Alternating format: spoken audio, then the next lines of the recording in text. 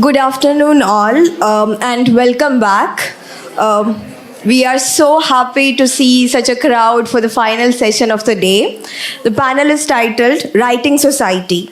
Let's give the panel Professors Ajay Skaria, Manoj Mitta, Uday Chandra and Zaad Mahmood, and the chair, Professor Aparna Rayaprol, a warm applause as they join us on the stage.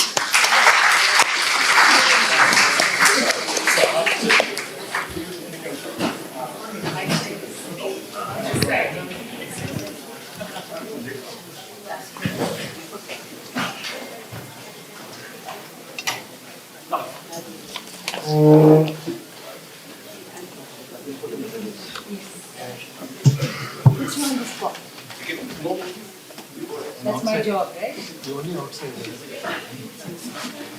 What is an outsider? There is space for everyone. Just that everybody will be organized. Ajay, you have to You can find your way. The obstacles of society. I would expect to have so much water here. Got your own one. I also brought my own one. It's my pleasure to introduce the chair for this session, Professor Aparna Rayaprol, who teaches at the Department of Sociology at the University of Hyderabad. She received her PhD from University of Pittsburgh, US, followed by a postdoctoral research at the Center for the Study of American Religion, Princeton University. Her areas of academic interest include gender studies, migration and diaspora, and urban sociology. She has authored the book Negotiating Identities, published in 1997. I request the chair, Professor Rayaprol, to take the session ahead. Thank you. No problem. Yeah. It's fine. I'll manage. Thank you, Noora. Thank you very much to the Dean, Professor Jyotirmay Sharma, and Professor Kailash from Political Science for inviting me to interact with all of you and chair this panel on Writing Society today. When Jyotirmay told me about this a few months ago, I was reminded of a favorite book of mine in graduate school, which I constantly use even now, Writing Culture by Clifford and Marcus. Where, you had ethnographers, a literary critic, and a historian of anthropology, all of them known for advanced analytic work on writing. They placed ethnography at the center of a new intersection of social history, interpretive anthropology, travel writing, discourse theory, and textual criticism. I personally think writing is a central part of expressing our experiences with society. And, today, post-lunch, I'm usually nervous because I don't want the audience to fall asleep, but I'm depending on very dynamic speakers in the panel to keep them awake. I'll help you a little bit, but you're mostly on your own. So we have in this panel a journalist, a historian, and two political scientists who have deep engagement with societal issues. And I'm the sociologist here. So I think this is a true, kind of social science enterprise.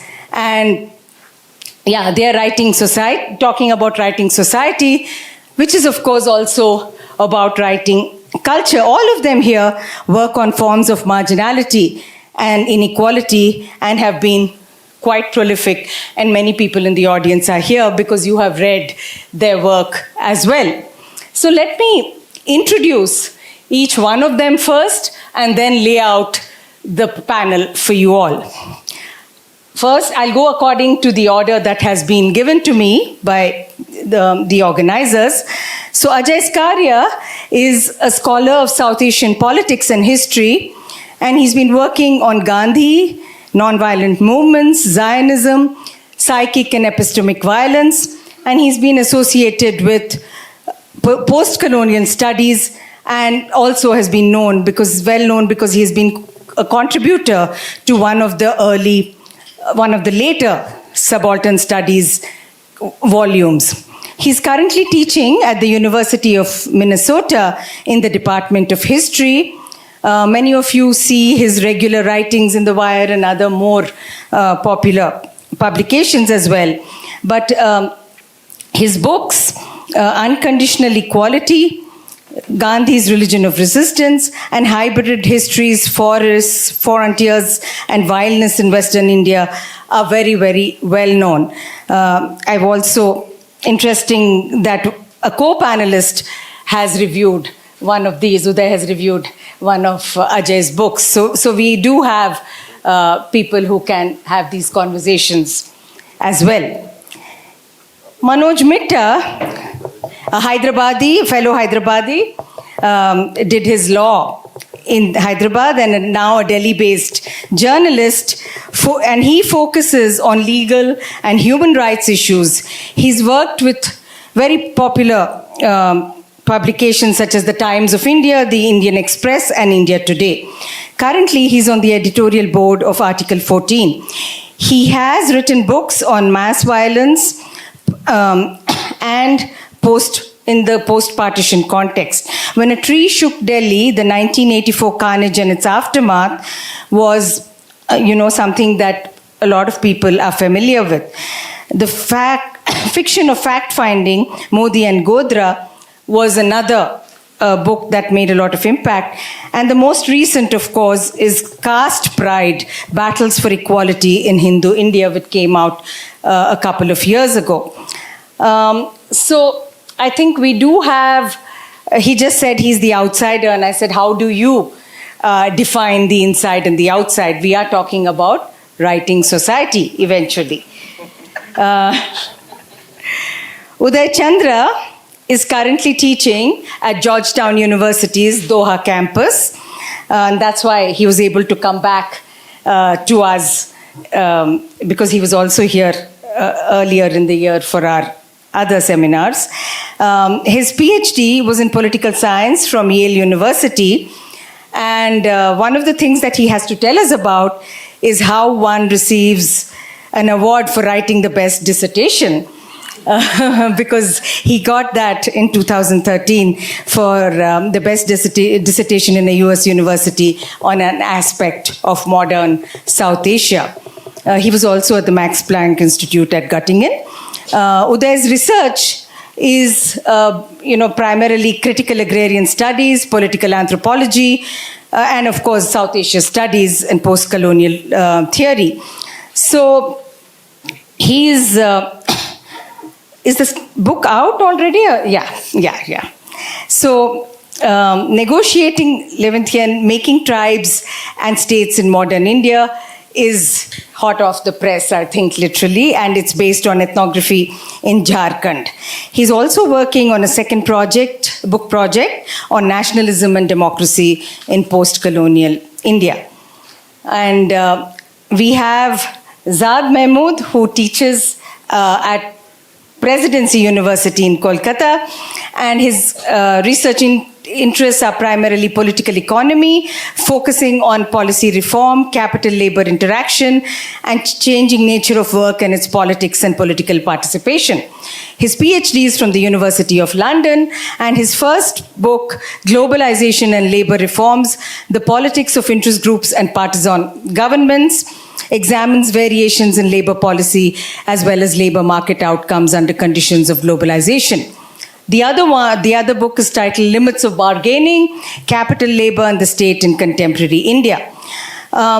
So he has been working with issues that relate to the market, technology, and institutions of the state as well. So I do see that people do very different things, but they seem to be thinking about issues that are quite familiar with each other. I'm going to do something here which probably is slightly different from the other two panels that we've heard in this seminar. And I would like to hear from each one of you about your own writing journeys. How did you start writing, the travails, the pain, the pleasures of writing, and what kind of writing you like to do and what kind of writing you have to do. So those are the things that I'd like you to focus on. May I request you to 7 to 8 minutes, probably in the beginning, and you can look at probably, be a little self-reflexive, and I might ask you a question and you may respond immediately after you say something, and then we'll open it up and you may respond to each other as well. Thank you. You can speak from there. Yeah, take it. Ajay, I'm just, following. Okay, let me start. Well, thank you very much, Jyotirmay, especially for inviting me to be here. It's really an honor to be with such distinguished people, many of whose work I've read, but many of whom I've not met. So it's really wonderful to be here. And with such, I've really enjoyed the questions also that have been coming from the audience. It's very stimulating and, extremely existential in a way that I found very, energizing. Yeah. In my case, if to talk of the writing journey, I have to confess that right from high school, I knew I wanted to be a writer. I didn't know what I wanted to be a writer about, but I wanted to be a writer. And Jyotirmay will testify to this because, not exactly testify, but we were in rival schools and we were debating each other from seventh grade onwards. So in Baroda. And somewhere in 12th grade, I decided, okay, if I want to be a writer and I want to make a living from being a writer, I have to be a journalist. So I went and there was a local brand, the local Indian Express unit, which I admired a lot, partially because of its opposition to the emergency. And I asked whether I could join as a stringer. And I was asked to be the campus correspondent, which is what I did, which is the writing I did for my first 3 years during my BA. As it happened, during the third year, there were some transfers that took place, and I joined Indian Express as a staffer. So I did my MA while doing while working as a staffer with Indian Express. And that was, in a sense, my exposure to writing. It was also journalistic writing, so is where I began. And don't forget, this is the time of the NBA and the Narmada Bachao Andolan taking place in Gujarat. And as a journalist, I was reporting extensively on that, which made me get more involved in writing about Adivasis and reporting on Adivasi situations in general in Gujarat and Maharashtra and Madhya Pradesh. And I wanted to write a book on this. And, earlier Akshay was talking about serendipity. And this is the kind of serendipity that often happens. My professor at the time, a scholar called Rajkumar Hans, Raja came across an advertisement in a newspaper for a PhD fellowship, and he said, here, why don't you apply? That way you can have a PhD while writing a journalistic book. I thought that sounds like a great idea, and honestly, because I honestly went into my PhD without knowing that I was going to be an academic. I merely thought of it as an opportunity to have somebody else pay my way while I wrote my journalistic book. Because I was not really trained that well in academics at that stage in my life. Except for having read subaltern studies, being very excited about Marxism, following Marxist debates very closely, but not in the academic spirit, so to speak, right? And in a way, I think graduate school was my systematic introduction to history, and that's when I, in some senses, got more and more invested in the longer term, reflection that becomes possible with academics.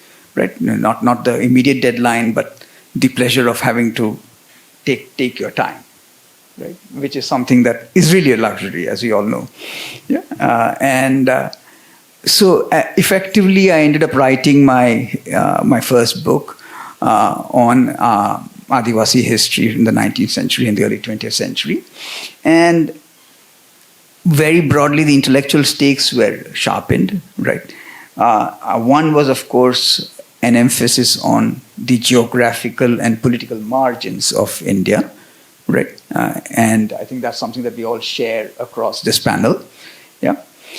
And don't forget, as I said, that this was a time that subaltern studies volumes had just come out, so, it was very, very exciting in that sense.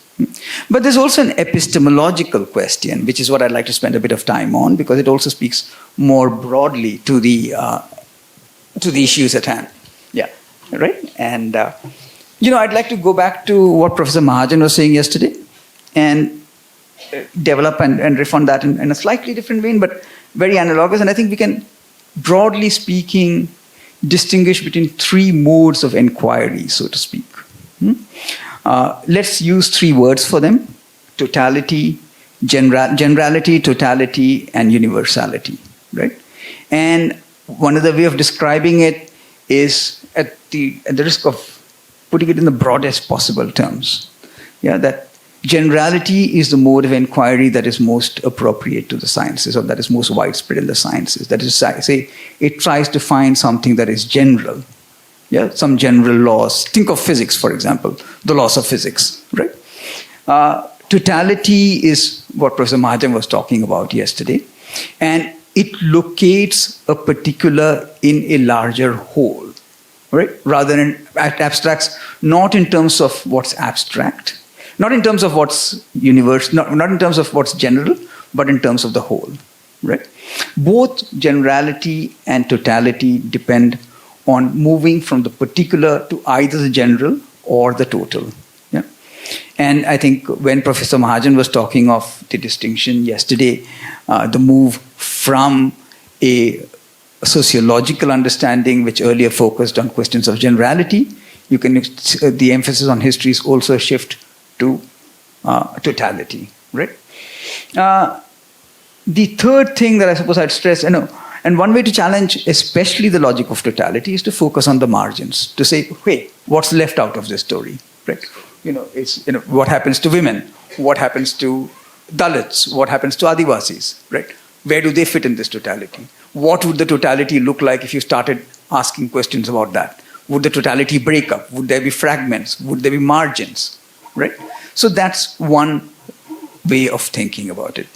The third register, so that's part of what subaltern studies was doing. And what you do when you ask these questions is you challenge a totality by creating something that I would call a quasi-totality, right? Because you can never get away from a totality. But you can, in some senses, point to what is left out of it, right?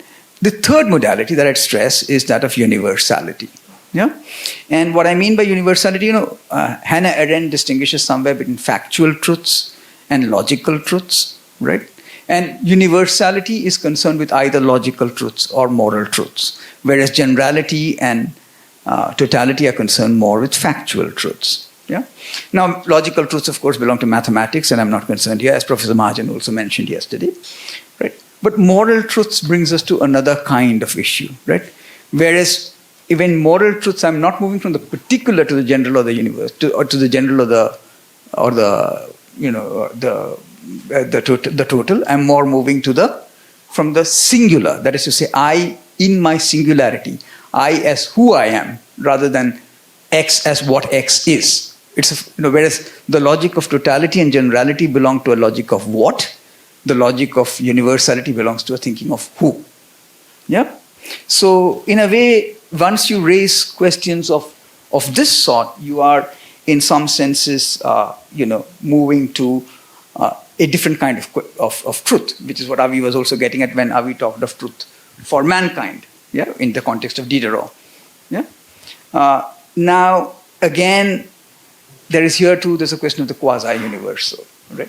That which remains skeptical of universalist claims to truth, universalist moral claims to truth, right? And that's part of what we do when we do history from the margins. Sometimes when we ask, okay, how do those at the margins think of history? What are the other ways of thinking of history that do not belong to the logic of historical thinking? And in a way, I think that's part of what I was trying to do also in my first book, when I looked at at the GOAT, at the stories that local communities were telling that don't necessarily fit into a historical logic. I know I've already taken around 7 minutes, so I'll just take 1 more minute and be very brief about how I see this also as fitting into my later work, right? Because somewhere around, and again, serendipity plays a role, right? After finishing my first book, I was thinking of writing a history of the political margins of Gujarat.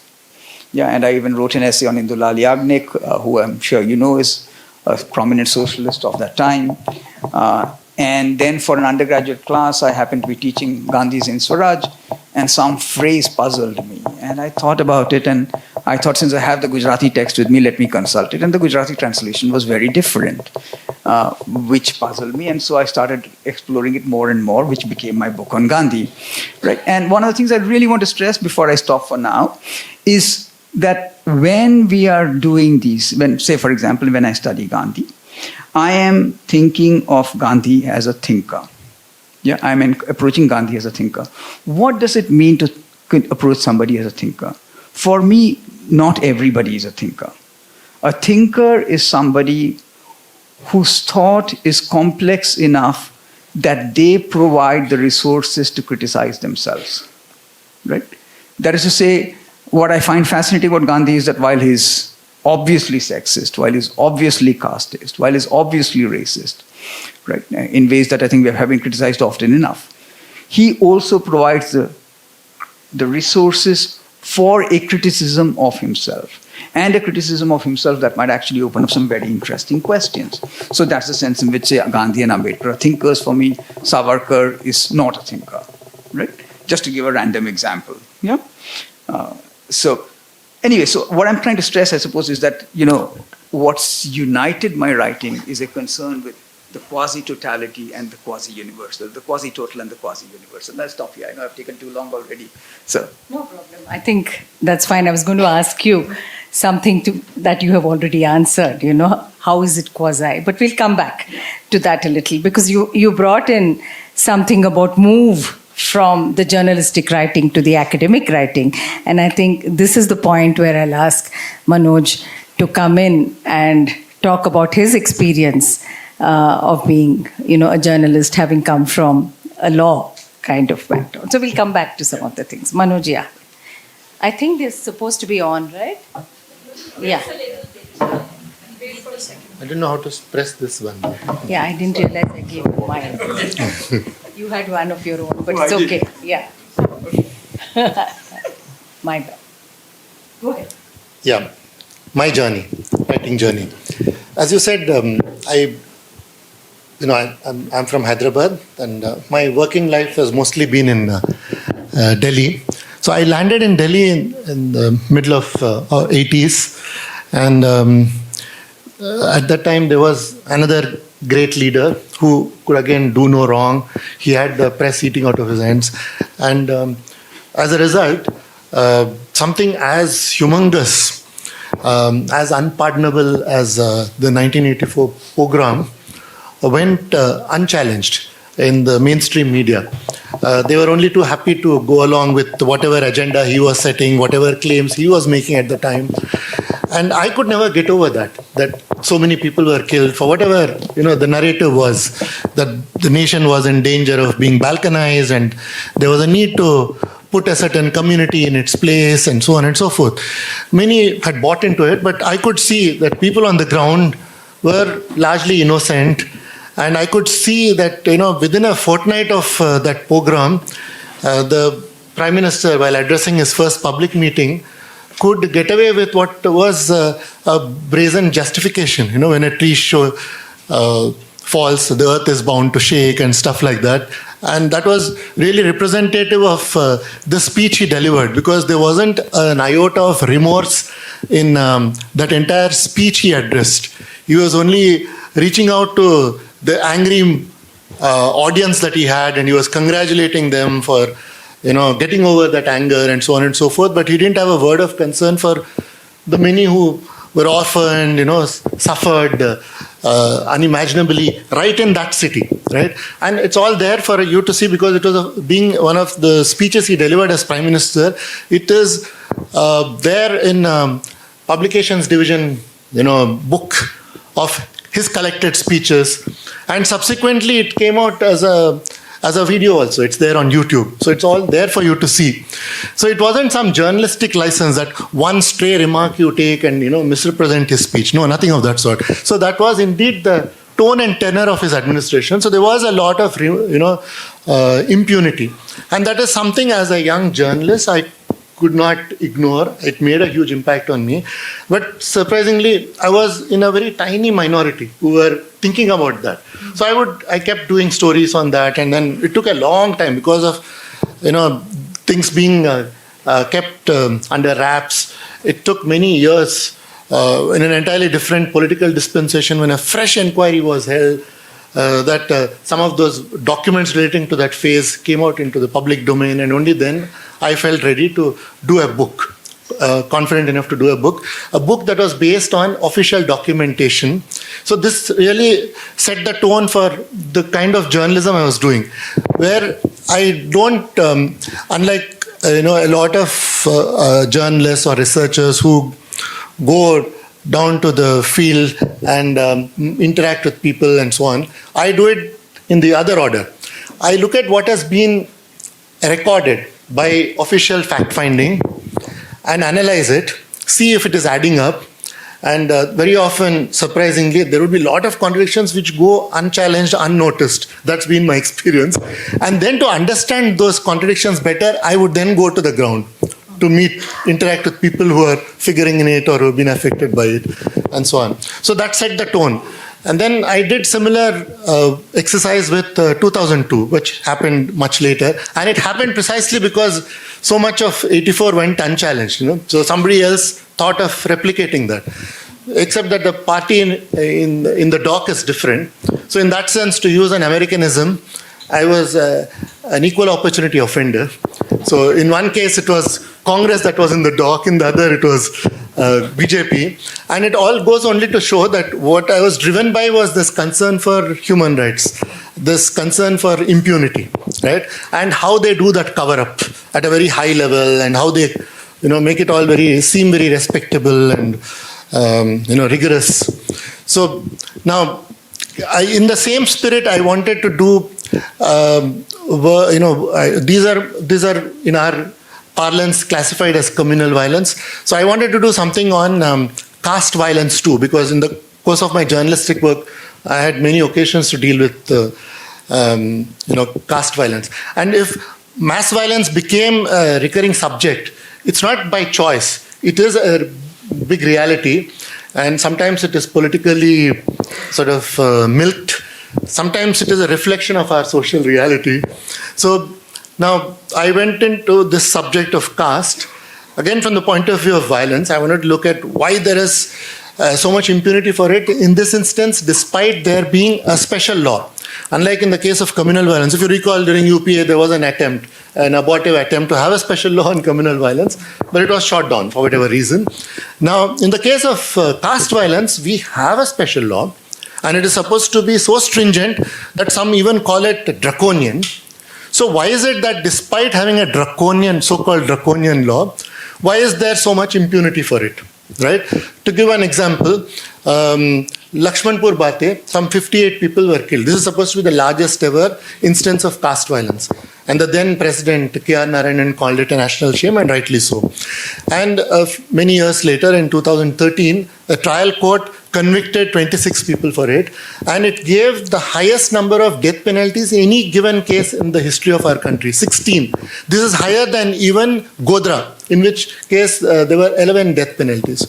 So you would think, and it's very natural for us to think, that here was a judicial body that saw so much evidence, irrefutable evidence, and the magnitude of the violence was so grave that they had to go that far, that highest number of death penalties.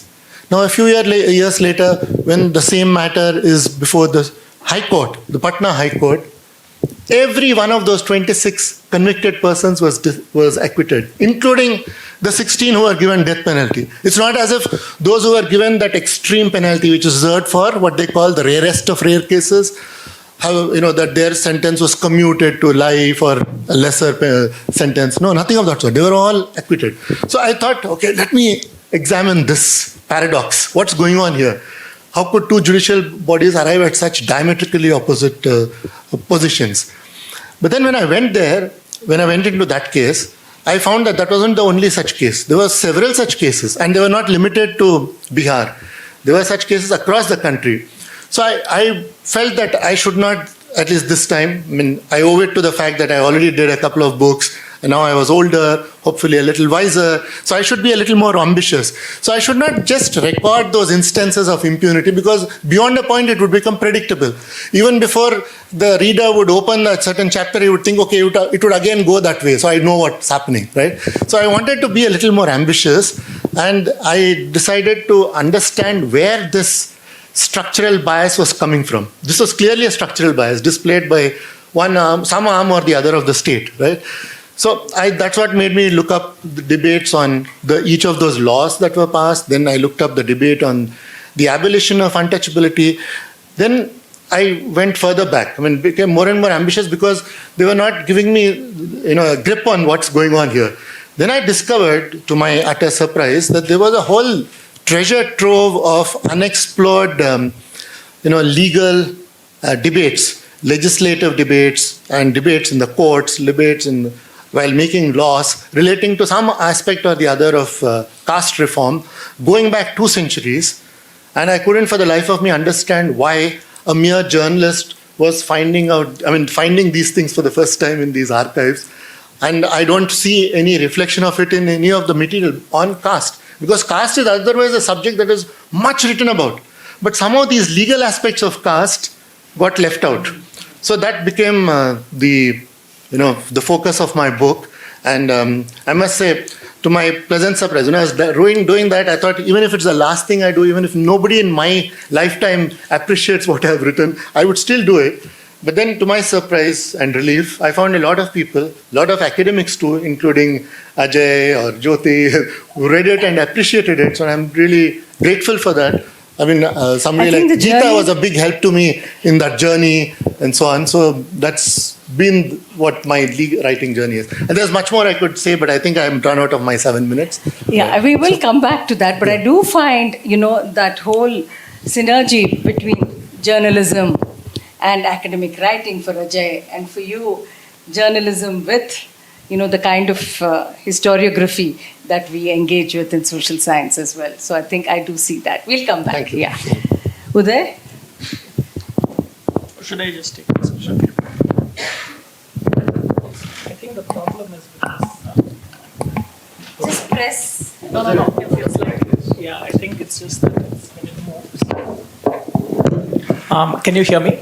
Yeah. I think that needs to be switched. Or you use it. Yeah, because it's.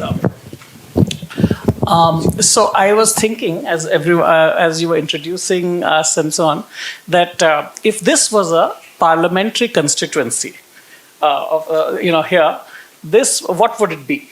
That was the thought that came to my mind, and it struck me that it would be something like Wayanad. Because so that is because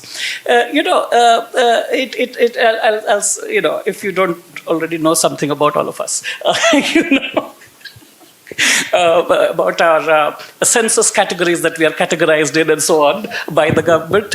But it's what I want to also say that, see, we are a nation of minorities. There are people who want to construct some notions of community which are somehow macro, and which, of course, then the more macro they become, the more meaningless they become. And since they are fundamentally modernist projects, they also have their own problems. But at the end of the day, whether you're in a classroom, whether you're in the chai shop, we still retain this kind of radical heterogeneity. And so, speaking about the social, not the abstract of the society, the Durkheimian kind of society, it strikes me that how we are going to write about this kind of society, how we are going to write about society in general, when the social sciences have long had inbuilt bias, methodological individualism. Right, which people, Rajiv Bhargava and others, have, of course, written whole books on. So the general idea in the kind of the hard positivist social sciences and economics, my first degree is in economics, something that a lot of people don't know. And you can't read it in my writing, in my published work. But I think, and political science, especially the Anglo-American variety of it, has more or less also moved in this direction, and many dominant strands of sociology have also, so it strikes me that we are dealing with a conceptual vocabulary, a methodological kind of baggage, and of course, all of the stuff that people have said about the colonial and the other baggage associated with the social sciences. It seems to me that we are dealing with, a society. There seems to be some lack of fit between the frameworks that we are inculcated in and are socialized in, and what we want to write about, what motivated us to write in the first place. So this has been, I suppose, the big kind of dilemma in everything I write, which is that it is not easy for me to be disciplined into the disciplines. that is, and of course, this is something that there are people in this room who I share this with, and that is, I don't necessarily am apologetic about it, but it's just that, you see, the nature of what we are encountering, and also who we are in some ways, is if those two things are linked, the self and the society, so to speak, if that is what is being linked through writing, what we write, then we face a challenge which is somewhat different from our counterparts in the US or in Germany or so on. And that is why, of course, I don't use words like majoritarian and so on. I was like, look, Brahmins are also a minority, in this country. We should recognize that. Doesn't mean that they need to be, given special rights, but it just means that we need to rethink the constitution of society, And so for me, when I talk about margins, for me, it is not so much about discovering myself. It is not that kind of Gandhian quest or something like this. It is actually to understand what is actually happening outside of me. It is also trying to listen. So in some ways, one of the things I try to talk about in the book is, if there is a methodology section, it is about the epistemics of listening. That is different. You might collect statistical data. You might be an ethnographer, or you might be looking for the small voice of history in the archives, or whatever it is. But I think it is, what is important for me is that we are also, when we do field work or when we collect any kind of evidence, we are, legal evidence, for example, as journalists, it's very important we are actually putting something out there. It is a public act. It is a performative act. And that is, for me, the crux of what I'm doing. It is, in the process, I am discovering something which I am sharing with a wider public. And of course, I'm sharing it not because it's the last word, certainly not. It is a contribution to a conversation. And that, I think, for me, is a very different model of doing social science or humanistic work, because the hermeneutic aspect, the interpretive aspect, comes to be linked to a dialogue, a conversation in the public sphere. So so in that sense, I am not at all. The social sciences in the neoliberal context have taken a kind of technocratic turn, because the idea is that somehow it can produce knowledge which stands above society. And that has always been the aspiration of the positivist social sciences. But now, of course, that has led to its own kind of evil twin, which is now called populism. And which is, Plato and Aristotle would have referred to it in some way, which is as demagoguery. But this is a familiar problem. But I think here we have the tools and resources to be participating in a wider dialogue in public universities, when we write in newspapers, etc. And I think here the challenge is different. It is not about technocracy versus populism. It is about thinking about the interpretive work that we do and the conversations in society that we are engaged in. So it is fundamentally a humanistic enterprise. And that, for me, that also requires us to be constantly transgressing disciplinary boundaries, methodological divisions, etc., etc. All the different categories that, we are kind of taught in an introductory sense. So, of course, now with the digital, we face a further challenge, which is that even the texts that we produce, text and non-text must coexist in the digital world. So now we have to talk about podcasts. We have to talk about websites or some kind of other visual forms of it, because it is primarily visual, the nature of our world today. I mean, Ganesh Devi was here in September, and he basically said, what is the future of languages? And the languages have been dying for the last 100 or more years. But the future is that, that we are moving towards silence. If you go into any cafe, you will find people sitting around a table and just not talking to each other, just playing, twiddling their thumbs. So silence of this kind might, and the visual nature might be where we are headed, where we already are. But we still have to think about the interpretive and the dialogic work that we are doing in this new multimedia environment. Because otherwise, if we fall silent, then the public sphere will start to look very different. Thank you. Zaad, you go ahead. So first of all, I want to thank the chair, Dean Sharma, for inviting me, and my co-panelists. I have a very different kind of journey, my writing journey. So I never wanted to be a writer, never had any flair for writing. My first foray into writing was writing pamphlets as a student activist when I was in college. And I thought I wrote well, powerfully, because I had the truth. So it was definitive and decisive. You have to be powerful, right? And this is the time, since everybody in the panel is giving up their age. So this is 2001, Buddhadev Bhattacharya I am in college. Buddhadev Bhattacharya becomes the chief minister of West Bengal. And then there is a drive for industrialization. I am a student activist, aspiring for a life or career in public life, a life of seva, something like that. So land acquisition happens. Uday has looked at it, and then Shingur and Nondigram, and the entire dream collapses. So as an activist come semi-academician, I am plagued by this question that how come Hyderabad is able to do this while honest, well-meaning communist Buddhadev Bhattacharya fails? What is the politics behind it?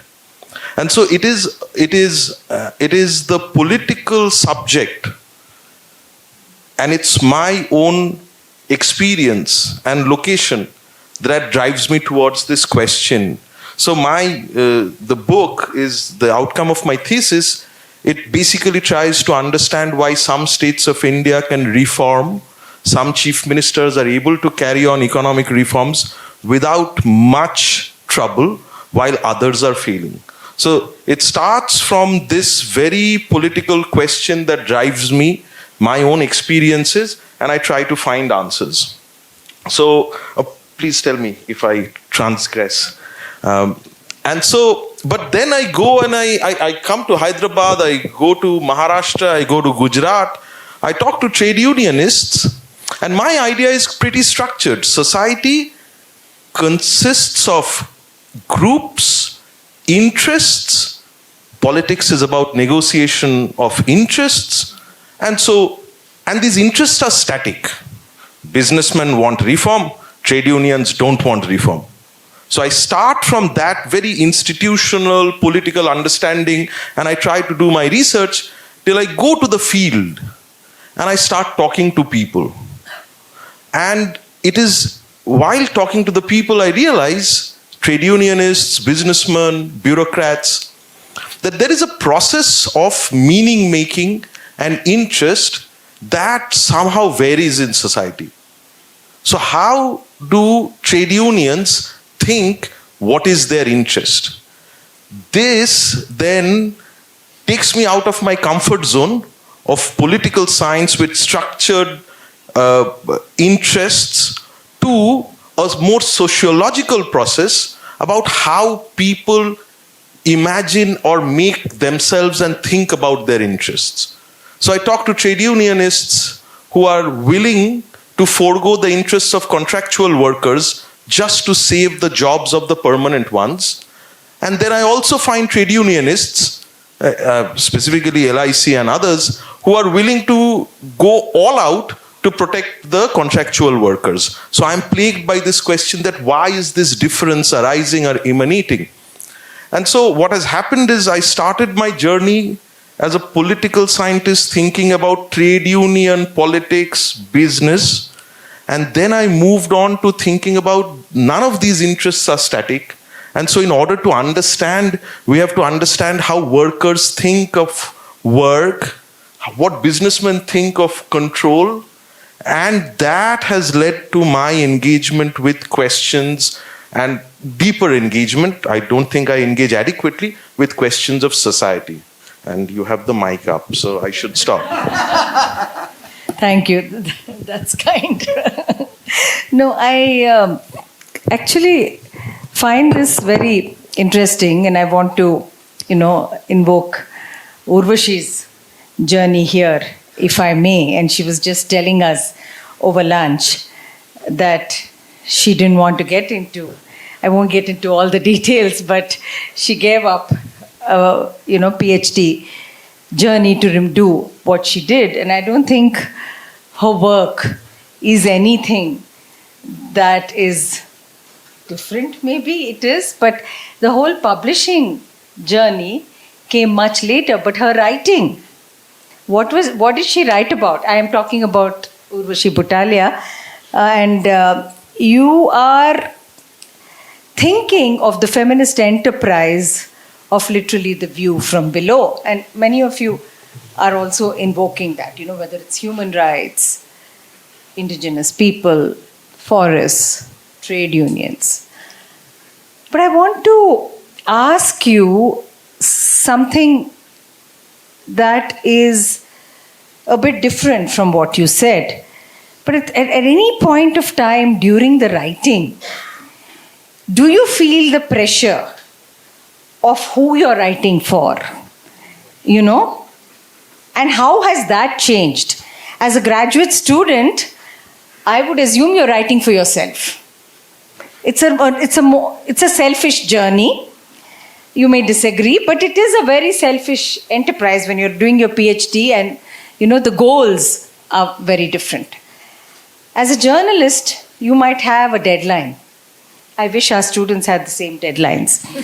So that's a selfish comment from myself, of course. But, there is something there that says, and now, you're talking about, you started the digital conversation. I'll come back to it with the others a little later, Uday. But I think whether you're writing a blog, whether you're writing for an online magazine, are you thinking about who's reading it?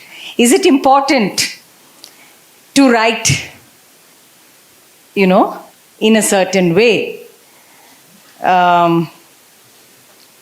People ask, did Sanjay Baru even think of who he was writing for? Sometimes. I won't say more, you know what I'm saying.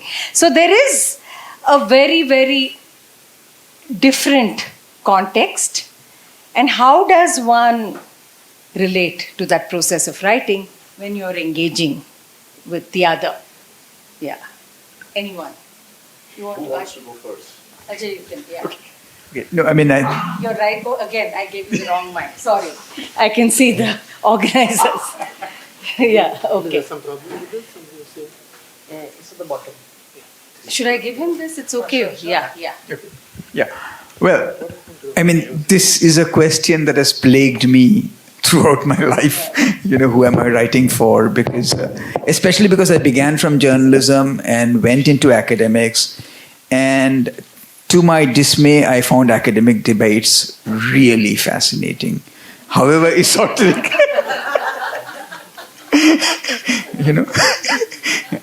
however esoteric they were, I loved them. I have to be honest.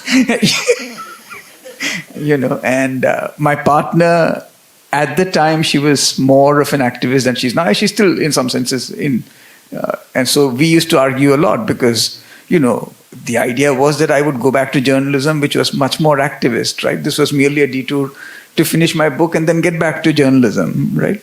The point was not that I would become an academic. So this was, it was an existential question, even in my personal relations, right? So, but I felt that I really loved it so much that I wanted to stick with this. And so in a sense, I think it's really been something that stayed with me. I feel on the one hand, a commitment to the academic enterprise with its more distant goals. And on the other hand, a deep respect and admiration for the activist project with its much more immediate and urgent goals. And I am never sure how to reconcile them. Right? I think part of what happened, for example, I often think of my second book on conditional equality, which I don't think I could have written if I'd been in India. Right? Because it is the kind of abstract philosophy, there's a certain abstraction to it. And that requires, there's a certain urgency, I hope there's an urgency to it too, but even if there's an urgency, it's refracted through an abstraction. Yeah? And had I been in India at that time while Hindutva was happening, you see, I started writing it immediately after Godhra. Right? So, Godhra was very much on my mind. I'm from Gujarat after all, so it's not as though, I can forget Godhra, right? But so had I been in Gujarat, I would have written in a different way completely. I could not have written this at all.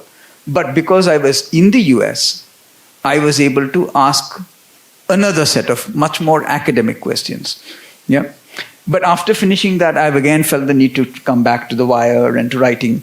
And right now I'm finishing a set of essays that is taking up in an academic spirit, but also, one of the things, the form of writing I admire the most, the form of writing that I aspire to achieve one day is the essay.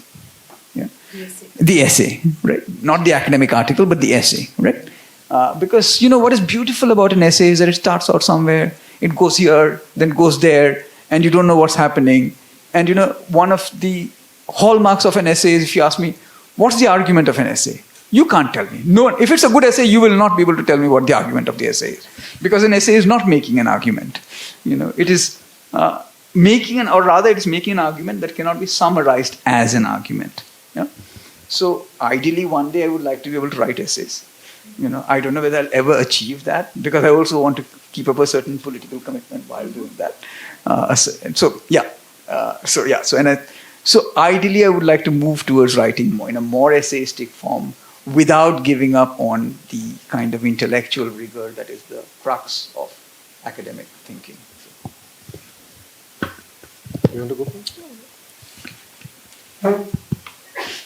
Sorry, this may annoy you, what you said about your students, your wish that they are also more deadline oriented. My experience is that had I been so driven by deadlines, well, I'm doing something like a book, which is the equivalent of your PhD thesis, right? Where you're doing some original research. So, the closest, being a journalist, I don't have the opportunity of working within the discipline of a university. The closest I could get to was, I had this fortune of getting a fellowship with New India Foundation. So I had somebody like Ramchandra Guha interacting with me. So I remember apologizing to him more than once about the fact that I was taking far longer than I was expected to. And firstly, I had to apologize for the fact that a proposal I made merely about caste violence, the ambit of that book expanded. He said, go ahead. You should go where evidence takes you. And that's an argument that appealed to me, because that's how we do journalism also. We are driven by facts. Let facts speak for themselves. Your opinion doesn't count. There's a saying in journalism, facts are sacred and opinion is free. Right?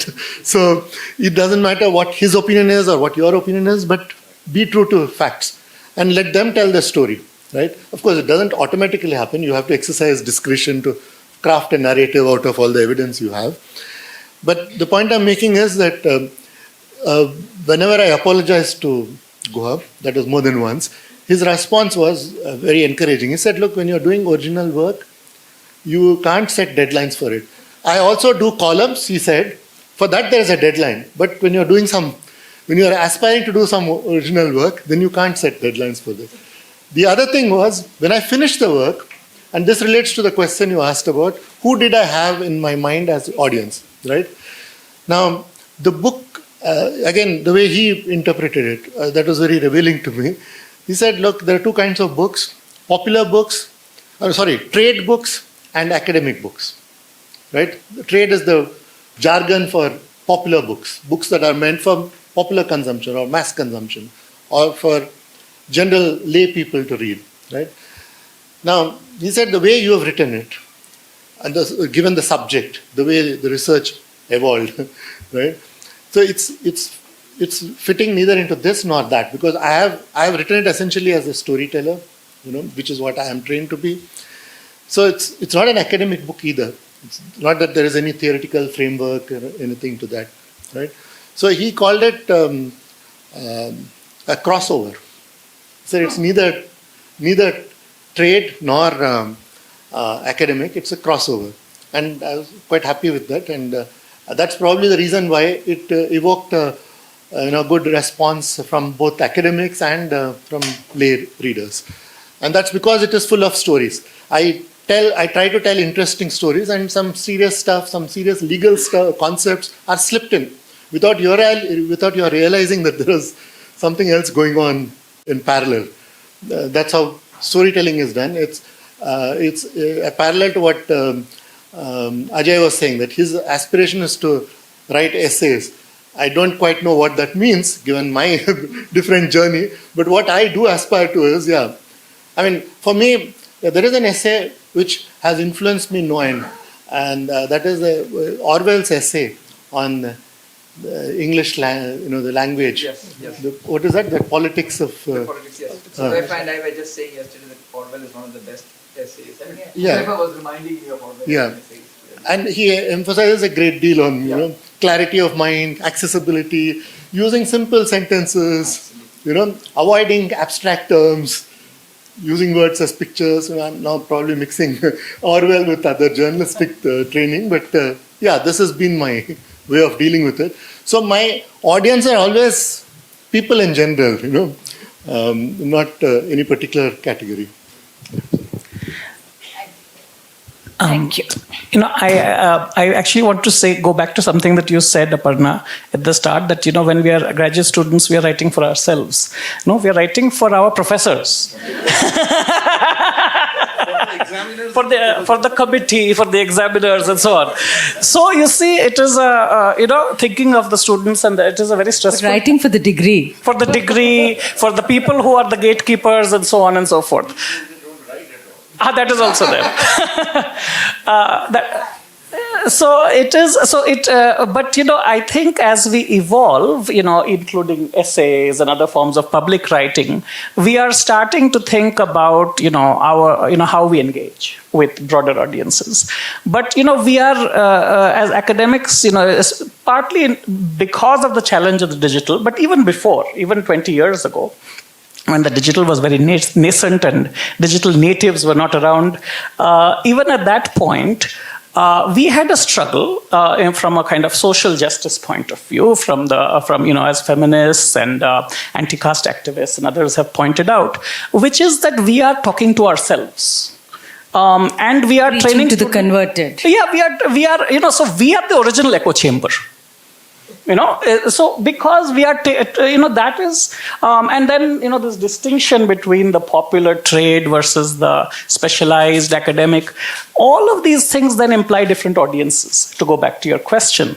So it just strikes me that why don't we think about readers in a broader way? Of course, now with the digital, this is easier, but even 20 or 30 years ago, you are looking at new audiences. And I think, if I were to use an example from cricket, I was not a great fan of T20 Because, I was trained to appreciate Test cricket, and Ram and other people would also appreciate this, Ram Guha. But the thing is that, you see, there are new audiences that are drawn to the game. And there are, China and Germany might be also playing cricket. So you now have to think about publishing and writing in the same way.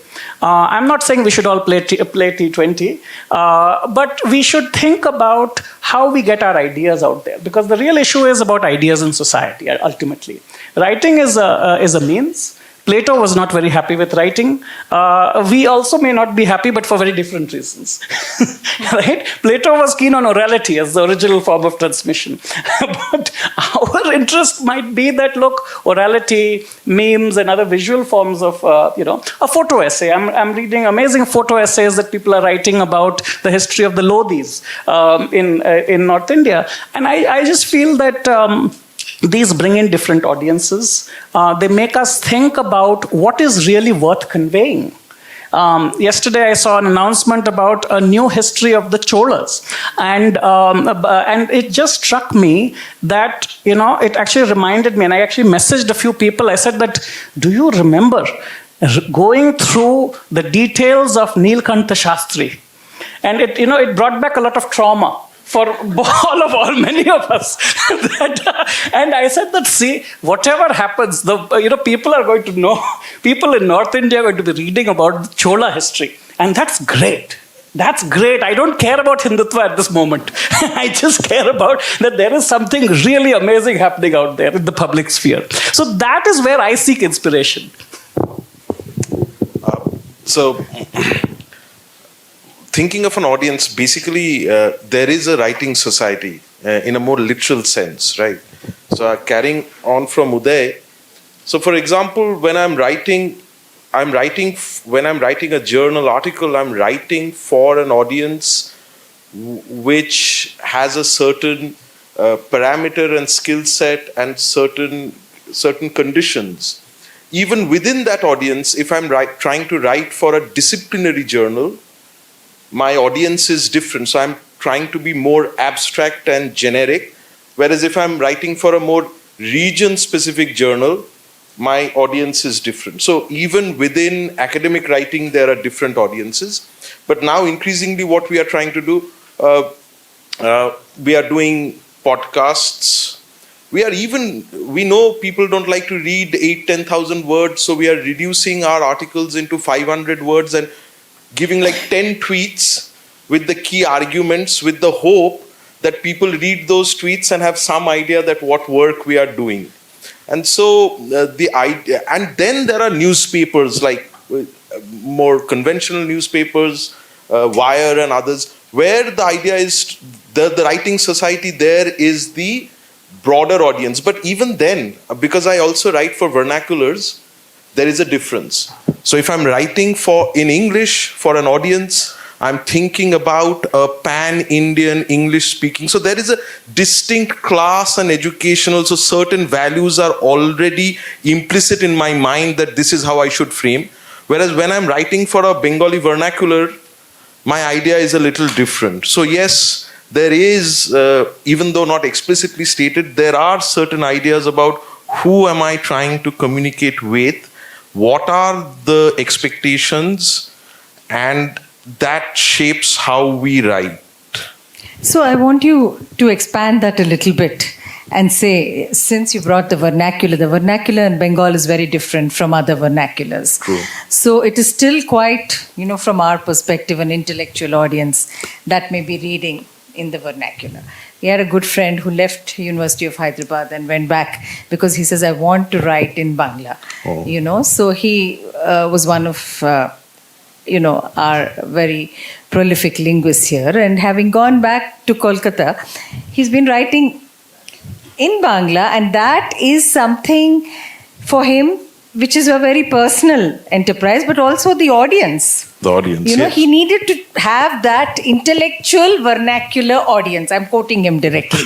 So what you say about audiences and language is again not a universal phenomenon.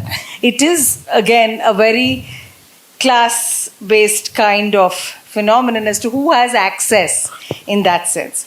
So, No, true. I completely agree. I just want a caveat. I did not say intellectual vernacular audience for Bengal. I'm said. Bengali. You said it. Just to be, I just wanted to clarify. No, so yes. So I so I can only read I can read Hindi, but I can only write in English or Bangla. Yeah, That's sure. my limitation. And even within Bangla newspapers, so for example, if you're writing for an Ananda Bajar, which is the high culture or high culture of Bengali society, public sphere, the writing style would be a little different compared to if I'm writing for Ganashakti, which is the mouthpiece of the Communist Party of India, Marxist. okay. So when I'm writing for Ananda Bajar, my articulation and the categories that I employ would be more amenable to a left liberal audience. But when I'm writing for Ganashakti, I'm specifically writing for the poor and the working class, and there is no veneer of a liberal, left liberal audience that I want to capture. So the politics even within vernacular Yes. is also there, and that plays out in different ways. But it's quite interesting now that you Yes. ask me to reflect on it. Yeah. Do you want to respond to that particular reference to Gujarat or anything else? I know it doesn't have to be your writing, but what others? Yeah, I mean, this is wonderful essay that Ram Guha has written, I think around 2009 or something, on, on the, and I don't think this holds true in the same way any longer, which itself is interesting, about what he called the literal death of the vernacular intellectual. That is to say, the intellectual, I forget the name of the essay, do one of you remember it? Yeah, okay. Where he says that, look, earlier there used to be scholars who were fluent in both languages, English and their vernacular, and they would write in both and intervene in both. And he says that this died out by around the 1980s, 1990s. And one of the things that he says is, one thing that's, and I think is very true, but what has happened really in the last decade or so is that there's a new generation coming up. I mean, example.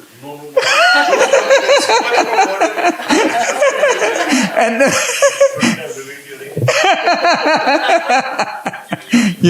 which is, and I'm serious because I see this, so many people, so many of my students, right? They are comfortable, both in the language that they're studying, to write, fluently, and they inhabit different registers. And I do think that this is a very, very positive development. It's a very important development. It's just the last 10 years that you've seen this change taking place, at least to my mind, So. Yeah, I think a number of colleagues also try to write in Telugu and be part of some of, but it's not very easy to do that. And the audience is pretty different. May I add something to that? Just one small thing. The problem that I encounter, and I'll be honest with you, is given my training or the overall intellectual milieu, I actually think in English. And then I translate in Bangla. So that's the post-colonial condition so that we the live ability, so what Ajay is talking about is of another variety of people who can actually think and write in two different languages. I just wanted to clarify, I am not one of those people. I think in English and then translate and articulate it in Bangla. And when I tried, right after Godhra, I thought for some time, okay, I'm going to try and write in Gujarati, but I discovered that as first writing in English and effectively translating into Gujarati. So after writing 2 articles, I decided this is not worth it. And yeah, I just wanted to add that since there was a suggestion that in the recent past there's been a trend of bilingual academics and public intellectuals, notwithstanding that essay you were referring to, which said that it was dead. maybe among academics that's picked up. He's talking specifically of academics. Yeah. So did you not then say that there is a new generation represented by him? Not by me. There are others. That there are academics who write in both languages, right? So I just wanted to say that I noticed this trend and I really envy fellow journalists who have that facility to write in both languages. Do you have And- many of them around now? Do you have that them? number is increasing, and there's a push. The market is pushing in that direction, especially in the non-mainstream media, where you have a lot of these digital spaces opening up. So they do have journalists operating in more than one language. So that's a very encouraging trend. Not all of us would be able to handle that. I can read Telugu, I can read Hindi, given that I'm a product of the three-language formula of Hyderabad. But unfortunately, I've never had that confidence to write. I might at the most speak a little bit, but not writing.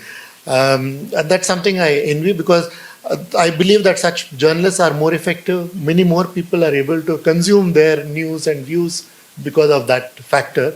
And it is a trend that is growing. And at the same time, I must say that as Professor Mahajan was saying, there's a lot of context embedded in the text, right?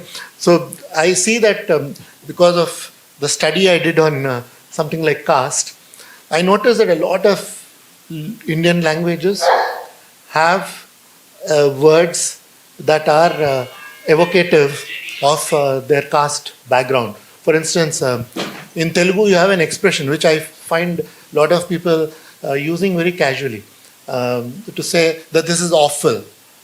They would say, "Idu chandalamga undi." It's a caste. Little realizing that it's a reference to chandalas, right? So I noticed that there are lots of Indian languages which, because of the fact that they develop in a certain cultural context, they inevitably carry these coded messages, which we need to be conscious of, and we need to sort of. Even in Bengali, we have the usage. Yeah, I actually, was thinking about an academic, a prominent historian who I will not name, who said, when we were talking about caste in particular, said that, see, in Punjab there is no caste, she said. And she said that, you see, when we need something, we just say, bhangi tu itthe aa. And that was the end of her statement. It was supposed to be kind of self-explanatory. It just struck me that, look, I mean, there are certain sensibilities that would have been there, 2 generations ago, where a certain commitment to castelessness, at least in political speech, was, there's a kind of evacuation of caste, in English language speech was seen as the right thing to do. There we have moved to the problem that Ram Guha was talking about, which is that public intellectuals are not like Rajaji, who can write in different languages, right? And that is the kind of person he's thinking about. But when I see what is happening on YouTube and so on, and even I look at Pranay Roy now with Decoder, and with AI, you can watch it in Telugu. He's talking in English.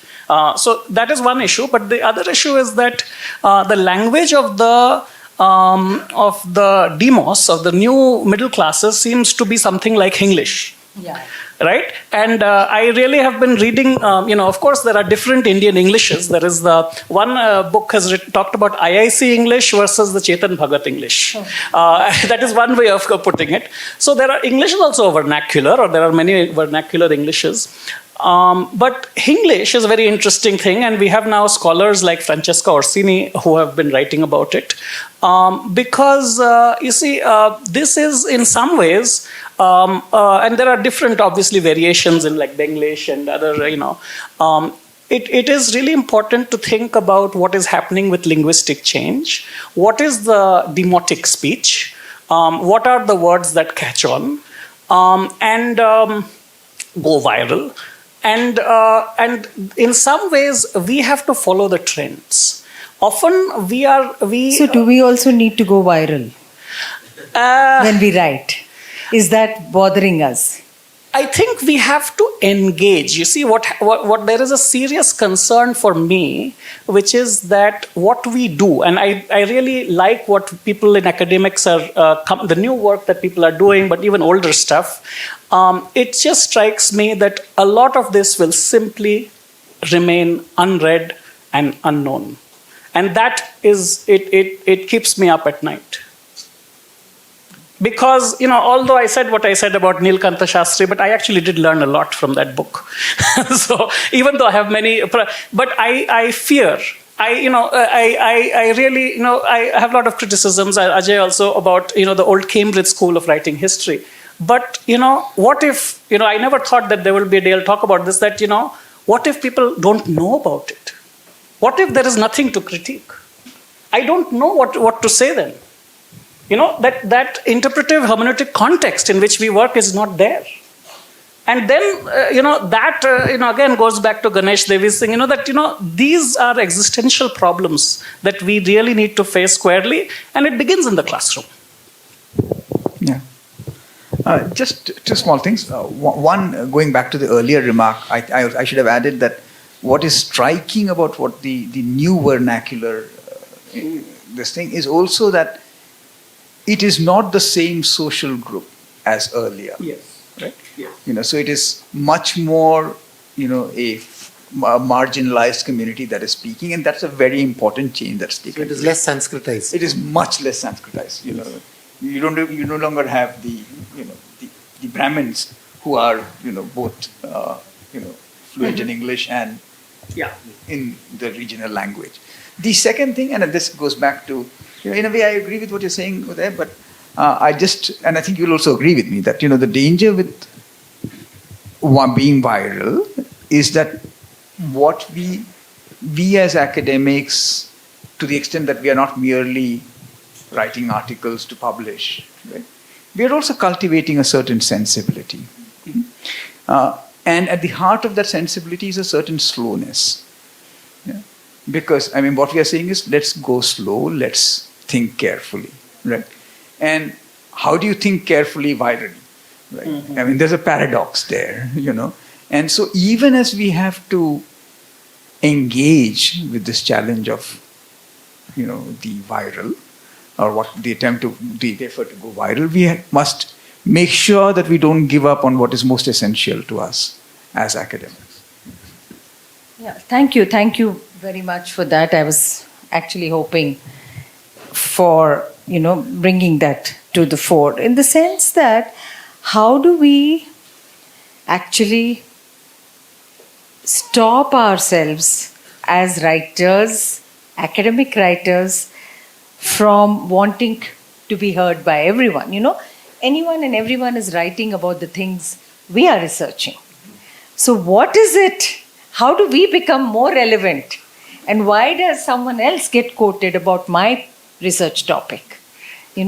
These are the concerns now, because so there is also an anxiety to be heard, be seen, and be read. So if people don't read you, then at least the tweets that he talked about, are very, very crucial to be heard. So I think that balance about how exactly are we going to, face that challenge. I think that's something. Any thoughts? I'm curious to know if there is indeed such an anxiety across the academic community to make their writings more accessible, language, be less abstract, and we go through phases, right? We go through phases where you want to be more abstract and inaccessible. So I will use my jargon, which only sociologists will understand. Yeah, when I say something, I don't even want a historian or a political scientist to take my words away, right? We went through that phase. We have to be honest about it. And I think we are over that. We are over that now. Okay. I'm talking about maybe 40 years ago when there was, Not now. Not now. No. We are still. No, so my take is very simple. Yeah. This is my take, and I'm putting it out there for your opinion. we use jargons. We should use less jargons, but jargons actually help us communicate. Every discipline has its own set of, as Professor Mahajan was saying, it creates its own set of concepts, terminologies, and that helps us communicate quite easily. And so what happens is that sometimes when we are lazy or when we don't want to really engage deeply, we use those jargons for easy communication. The objective is not to obfuscate what we are saying. Okay, maybe at times for someone, I can't claim to speak on behalf of everyone, but the point is there is a grammar of every discipline, and sometimes that grammar becomes difficult for others to understand. So it is easy communication within that class. Within that group. But the point is, and why I'm saying is that, see, through our writing, we are not only describing or trying to paint a picture of society. Through our writing, we are also trying to create an image of the society. We are trying to build a lens through which to understand the society. That's why these concepts become very central, right? I look at a state and I think like, should I interrogate this leader through political persona or through caste or through charisma? Like, what is the lens through which? And that sometimes might appear to a general audience that, okay, these people are using high words. So I'm in defense of the academic, that actually what we are trying to do is we are documenting, and through our act, we are also trying to give meaning to the society that we observe. So using marginal categories, trying to think of society through marginal categories. We could have thought society through India's capitalists. We could write the book also. That is a valid book also, right? But we are doing both. So, but there is a school of thought which believes that if you understand something very deeply, very clearly, then you will also be able to write it clearly. Absolutely. Write it very simply. And right? you saw that yesterday. Professor Mahajan talked about epistemology, ontology, and all the very research, first year research methods class, all the difficult stuff. And she spoke in a very, very communicable, easy manner. That is the mastery of the art. Possibly some of us don't have it. That's why it does not come out that easily. But for people who have mastered it, they can communicate with everyone.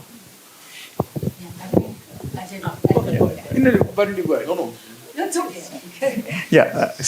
I just wanted to add one thing. That is to say that jargon can come from two places. One, jargon, two good faith places. I'm not talking of bad faith jargon, right? Good faith, I think there can be jargon of the expert, right? When the expert is speaking to other experts, right? Which is, yeah. The other place from which jargon can come, and I think Heidegger puts this beautifully, that when he says somewhere that, look, when I want to go beyond common sense, right? When I want to go beyond what has already been taught, then I have to defamiliarize language. And when you defamiliarize language, it can become like jargon, right? But that's a different sort of jargon. And sometimes it's very interesting, again, if you stick with the Heidegger example, if you compare the early Heidegger with the late Heidegger, and both are equally brilliant. But the late Heidegger has a clarity of expression. But it's a very deceptive clarity of expression, because the moment you start reading sentence after sentence, you say, oh wow, that's beautiful, but what did he say? Right? So, what I want to ask is, why is somebody like, say, he's dealing with philosophy, but why is somebody like Bertrand Russell so accessible? For a similar reason. Yeah. Because, you want to make that more accessible. There is some mastery at work there. There is a piece. Uday. Yeah, actually, I want to go back to this point about going viral, because, we have set a very high bar. I think we need to understand it like the media studies people in terms of the media history. Think about print. Martin Luther went viral, in our terms. And it posed a severe problem for people who were seen as mere kind of Pharisaical, scholastic kind of, people who were painstakingly working on illuminated manuscripts and copying down Greek and Latin texts. Suddenly it seemed redundant. We are in that moment today. And I don't think a lot of people have recognized, of course, you can have a lot of anti-Luther discourse, which you can read in the archives. A lot of people were very upset at this kind of thing. Rousseau also went viral, not necessarily for good reasons. But again, it is really important to understand through different moments in media history why certain things become popular, why they lead to a kind of reactionary backlash. But then ultimately, I think, I also, I'm in a Jesuit institution, so I feel like, I can learn something from their history. So it just strikes me that, adapting to various new contexts is important. Jesuits are notoriously wedded to their jargon and their arcane ways of doing things. However, they also are very deeply engaged in social issues. And it just strikes me that the nature of the digital society is that various kinds of collectives are what people seek to form. People are seeking to form, in a sociological sense, they are trying to form different kinds of collectives and networks and so on.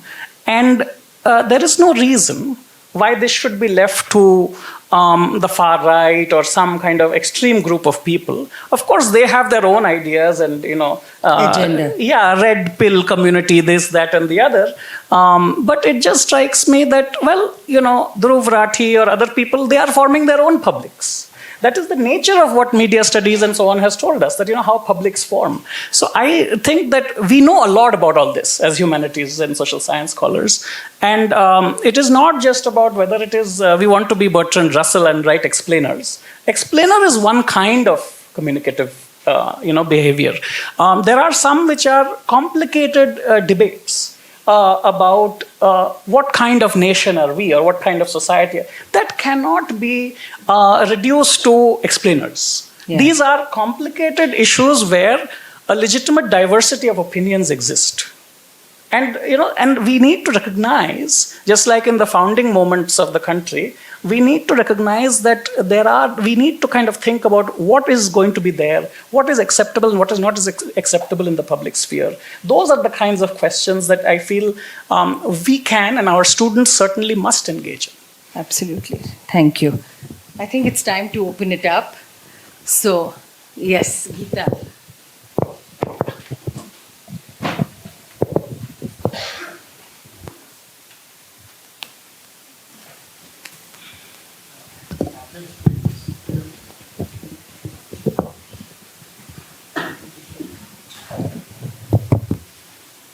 Very brief remarks. One is, writing is also a profoundly embodied and gendered act. Gerda Lerner, in her masterpiece, Creation of Patriarchy, talks about the conditions under which thought unfolds. And she very explicitly says, when you're dealing with the mess of childbirth, of menstruation, of children crying for milk, and of clearing up a baby's mess, where is the moment for reflection?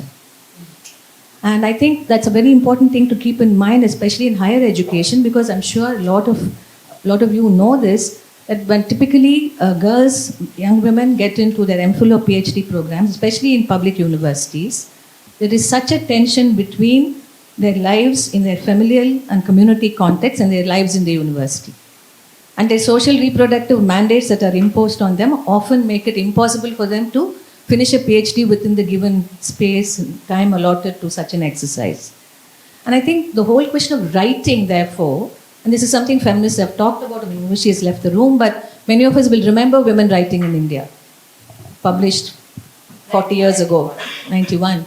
So I think the conditions under which you write is such a profoundly embodied and gendered act as well. And I would have liked to hear a lot more about it in a session such as this one, because it's assumed that you can write as if it was disembodied. You can't. You really can't. And I think that is a very serious challenge to the way we understand writing itself. And when women write, what is it that they do with words, which then makes us think about all the issues that were discussed from a slightly different vantage point. Whether it's the use of jargon, whether who are you writing for, because the various volumes that between themselves feminist presses in India have published about women writing point to the difficult conditions under which they write, and often writing is a form of just being, that you are not trapped by your kitchen and by your conjugal duties and by your sexuality and so on.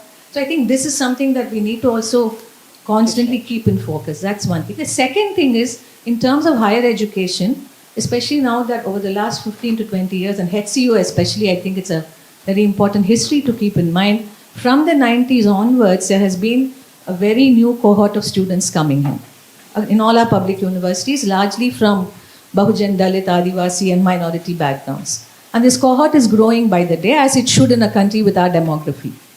But how effective have social science discourses been to sort of provide a language of thinking and writing that answers to these experiences which were never part of our classrooms?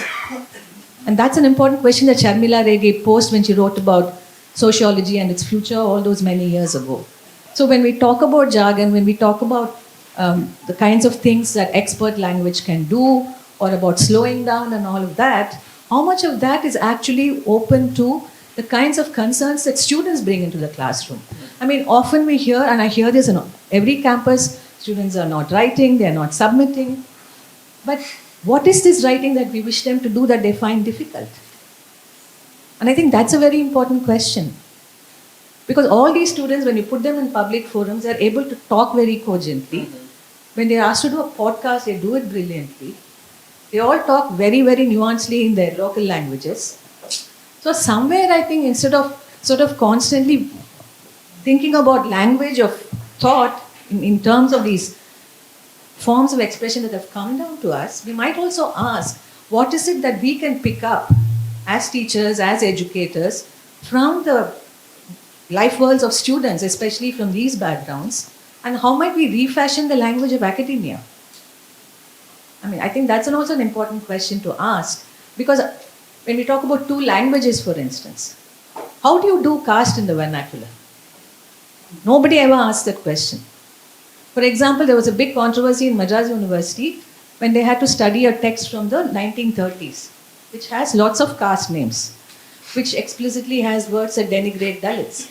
Now, how do you do that? How do you teach that text in the classroom? When you have a class full of Dalits, how do you do caste in the vernacular? And nobody ever asked that question, because to do caste in the vernacular would mean that you think of a transformative language from within that context. Doing it in English is different. So I think some of these are very fundamental to our conceptions of social science language. And I think perhaps we can spend a little bit of time thinking about these things as well.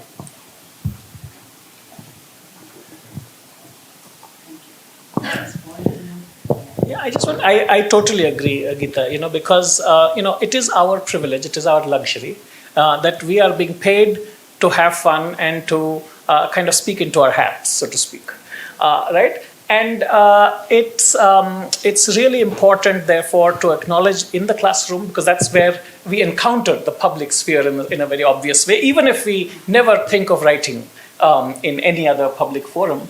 And in the classroom, it is inescapable. And the classroom can become very oppressive if we hold people it's almost like late medieval Europe, that if you hold people to a certain standard, that once your Latin and Greek have reached a certain level, only then we can talk about other stuff.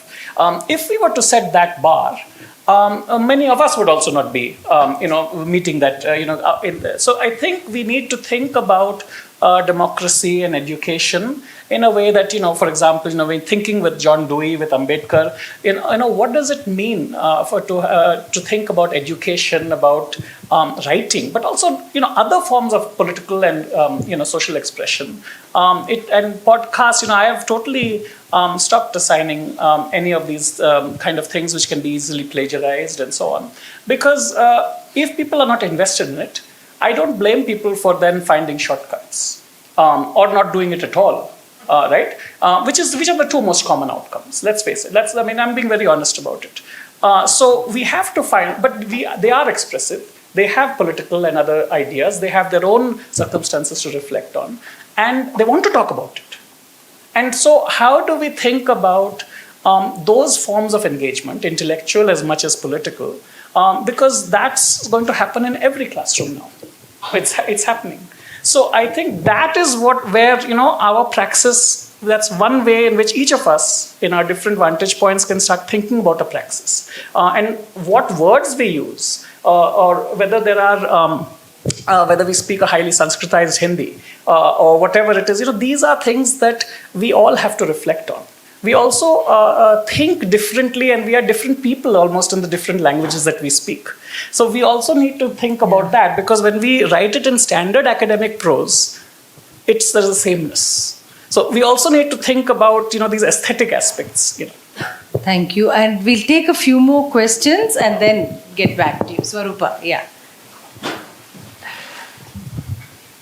Hello. In my case, after listening to the speakers, what I understood is, when you are talking about jargon, use of jargon in expression and in script, that is very true. In my 35 years of teaching experience in Hyderabad History Department, I was working more with the Bahujan in university. I was teaching. I was trained to teach history, but outside the wall of university wall, I was trained to create history. I was trained seriously by serious minded people. So ऐसा बोलते थे कि इतिहास क्या पढ़ाती हो, हमारे साथ चलो इतिहास बनाना सिखाएंगे. So I traveled with such person for 15 years, Manyavar Kanshiramji.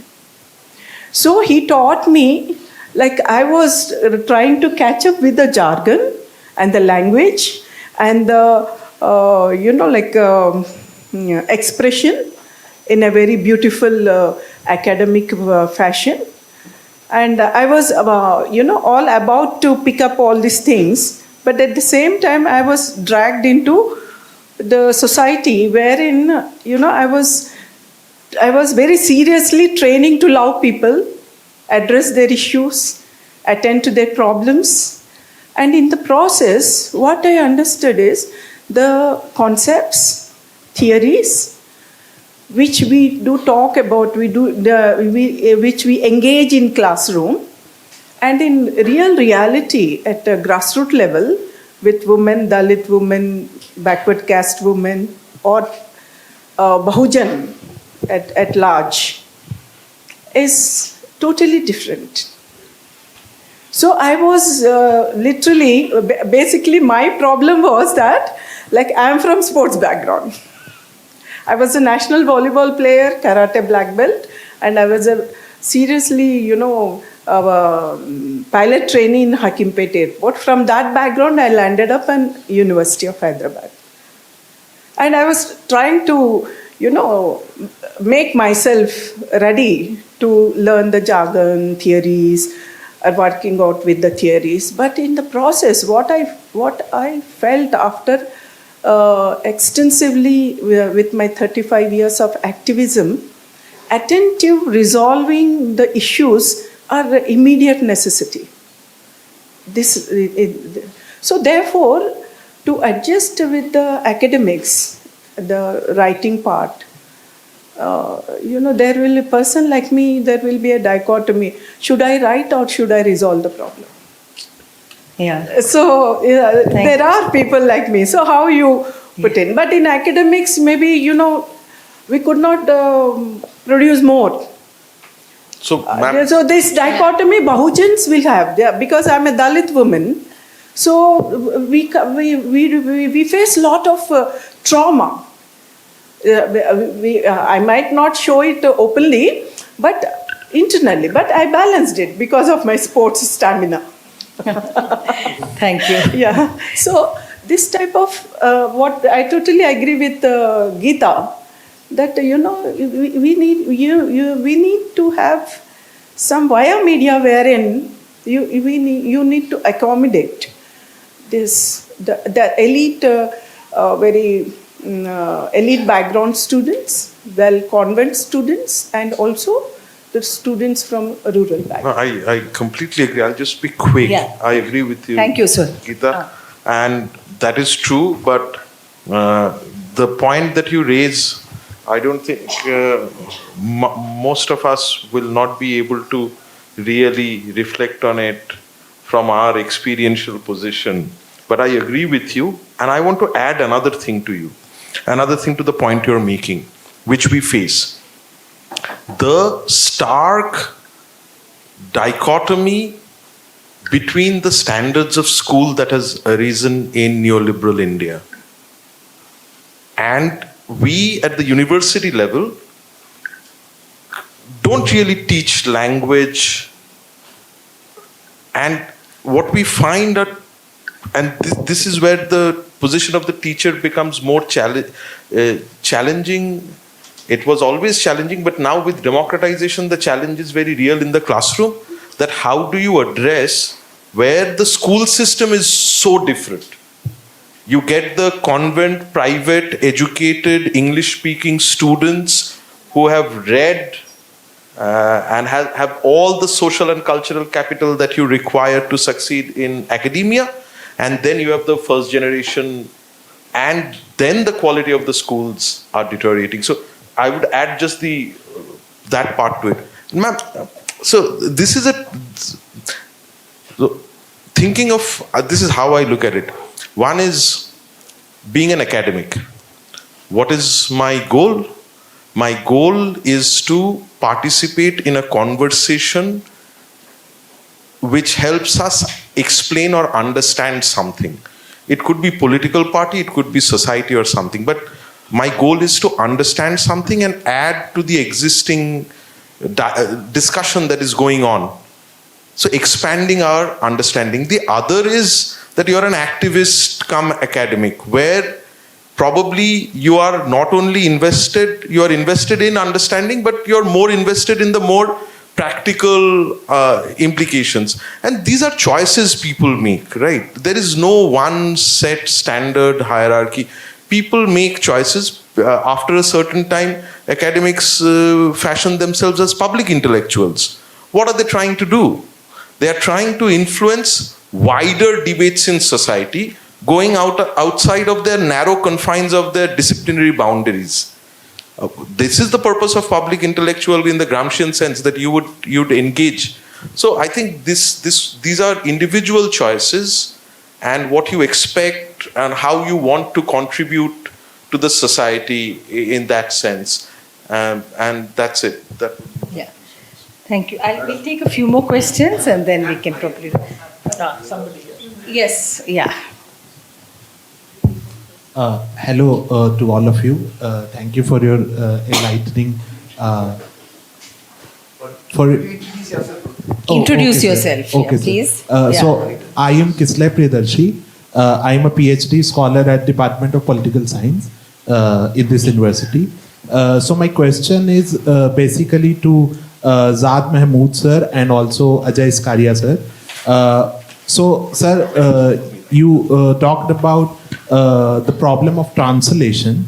So in colonial India, in many vernacular languages, the ideas of modernity and equality, liberty, whatever the ideas, they were translated into vernacular languages through translation works. And the colonial state had also helped many of the vernacular intellectuals in this regard. And Veena Naregal in her work has also talked about this. So my question is, my question is, when we now talk about translation, why does it not matter that much now? And sir, Ajay sir also talked about the death of vernacular intellectuals. So why is the case so, and is translation not that important for now? So this is my... Thank you. We'll take a couple more and then come back. Mr. Mahajan, yeah. More than a question, I had an observation, and I think, Geeta, you've asked a very difficult question. Does social science really have a language which connects with the experiences of diverse groups of people and marginalized people? And I think not just marginalized people, it cannot, perhaps given the constraints in the way disciplines have been constituted, cannot even address the concerns of many, I was going to say, politically situated people. I always struggled with very bright students who said, why should we read Aristotle? How dull, when I could spend my time doing something else. This is a challenge.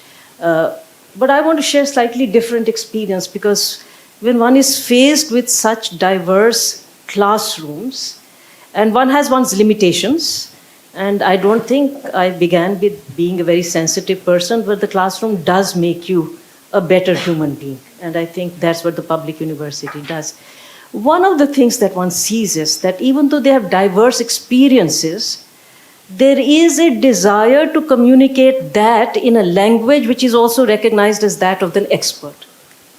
So they want, I mean, in 89 or 90, when I used to sort of teach a course on hermeneutics, which we barely knew how to pronounce and spell, there were people, of course, who would stay away because I didn't know how to make it simple at that time. But there's an endless desire that why not I be able to communicate this experience in ways which appear to show where I can use concepts which are difficult, and one's journey then is to say, how do you use that concept to communicate an idea, a thought? And I was going back to Avi's talk earlier in the day. I mean, one could be like Frederick II and say everyone doesn't have the capacity, or one could be like Diderot and say they have the capacity, they probably have better ideas about it, they just have not been able to find the avenue to express. And maybe as a social scientist, I try, if I'm successful in doing something like that, maybe I don't know if social sciences will have a vocabulary which can, hopefully someday it might. It is doing some of that. It is trying, it is struggling. But I still think there is another dimension through which that if we can find ways in which they can get to the idea behind the concept, the use of the concept will become stronger, and they will really be not speaking necessarily what would be seen as a different language and then assessed differently, but really, and I think that's the competence many of them seek and do get. So if I have to do any writing, and whom am I writing for? I'm trying to write for anybody whom I think actually has that capacity, which to me is everybody. And the strangest thing is that book on hermeneutics, I was asked by DG to come and speak to the policeman on hermeneutics. And I said, what? He said, they need that sensitivity. So I think that's, as a social science, if we can get to that level of, learning for ourselves, I think then be not thinking, are we using concepts which are too difficult? Because I want to communicate a thought which can perhaps communicate some experiences and some ideas behind it. So I wondered whether, well, that's one way in which one might think of writing. I'm not sure we'll find that goal that you have in mind. It's not that there is no desire to acquire the languages that help us translate our experiences in ways that make us feel we have a handle on reality.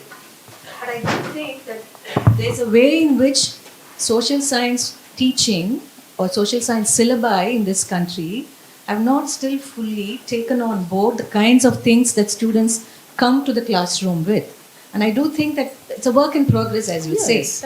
But I would like to hear more of this from the students' point of view as well, because I do think that students are simply not in a position to say that, look, I'm fascinated by this concept, but I'm not sure that this is the concept I'm looking for.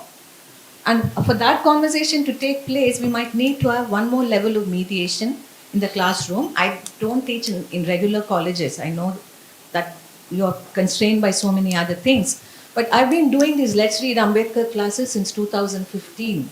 And I've had students from every which background in every part of the country. And we've had such complex discussions with people bringing to that conversation such rich vocabularies. And I'm just trying to think through that what is it that is not being part of our classroom transactions? And the difficulty in writing also perhaps has something to do with that. This is not to say nothing has changed or people are not trying, but there is a serious problem when we are all worried about writing skills or about the phenomenon of writing. And we can think about it a bit more. Yeah. sorry. We have one more question and then respond. Yeah. No, that's okay. You can hold on to the mic. My name is Professor Nagaraju. I am a professor of sociology. Just I wish to add one point from Professor Swaruparani as well as Professor Geeta. And also, I would slightly agree with Professor Mahajan. So my position is like a middle path position. It's like we have to, let us not confuse between language and knowledge. It's not that all vernacular students are without knowledge, they are full of knowledge. At the same time, this is where the role of public universities plays a very, very important role. The students who have studied in public schools and public universities, because of the best teaching, at least until recently, and because of the efforts or encouragement of some of these teachers, they always try to transform their English linguistic disabilities as a means of transformation. So therefore, I think it's always, let us not get into some kind of fixed notions which are completely contrasting in nature. The society, we need to celebrate the agency. I think that's where one need to go beyond the binary opposition based on the English language versus the vernacular, because it's not that I have observed in my classes, almost 50% of the English medium students, right, though they are good in language, but they are very poor in knowledge. So I have observed, to be frank, they are unable to, they are very much reluctant to open they are reluctant to speak in the class. But at the same time, there are some students who are from Telugu medium or Hindi medium, they are so willing to speak. So therefore, the idea of the agency is very important. I think the students from the margins are very much keen to learn the epistemologies, and they are very much willing to celebrate the diverse forms of knowledge systems. And just to add to one more point, in the post-1990s, with the entry of the Dalit Bojan students, they have also brought in the diverse epistemologies, which were very much absent in pre-1980s era. So one can see, let's say, studies on Dalits or Adivasis and the women.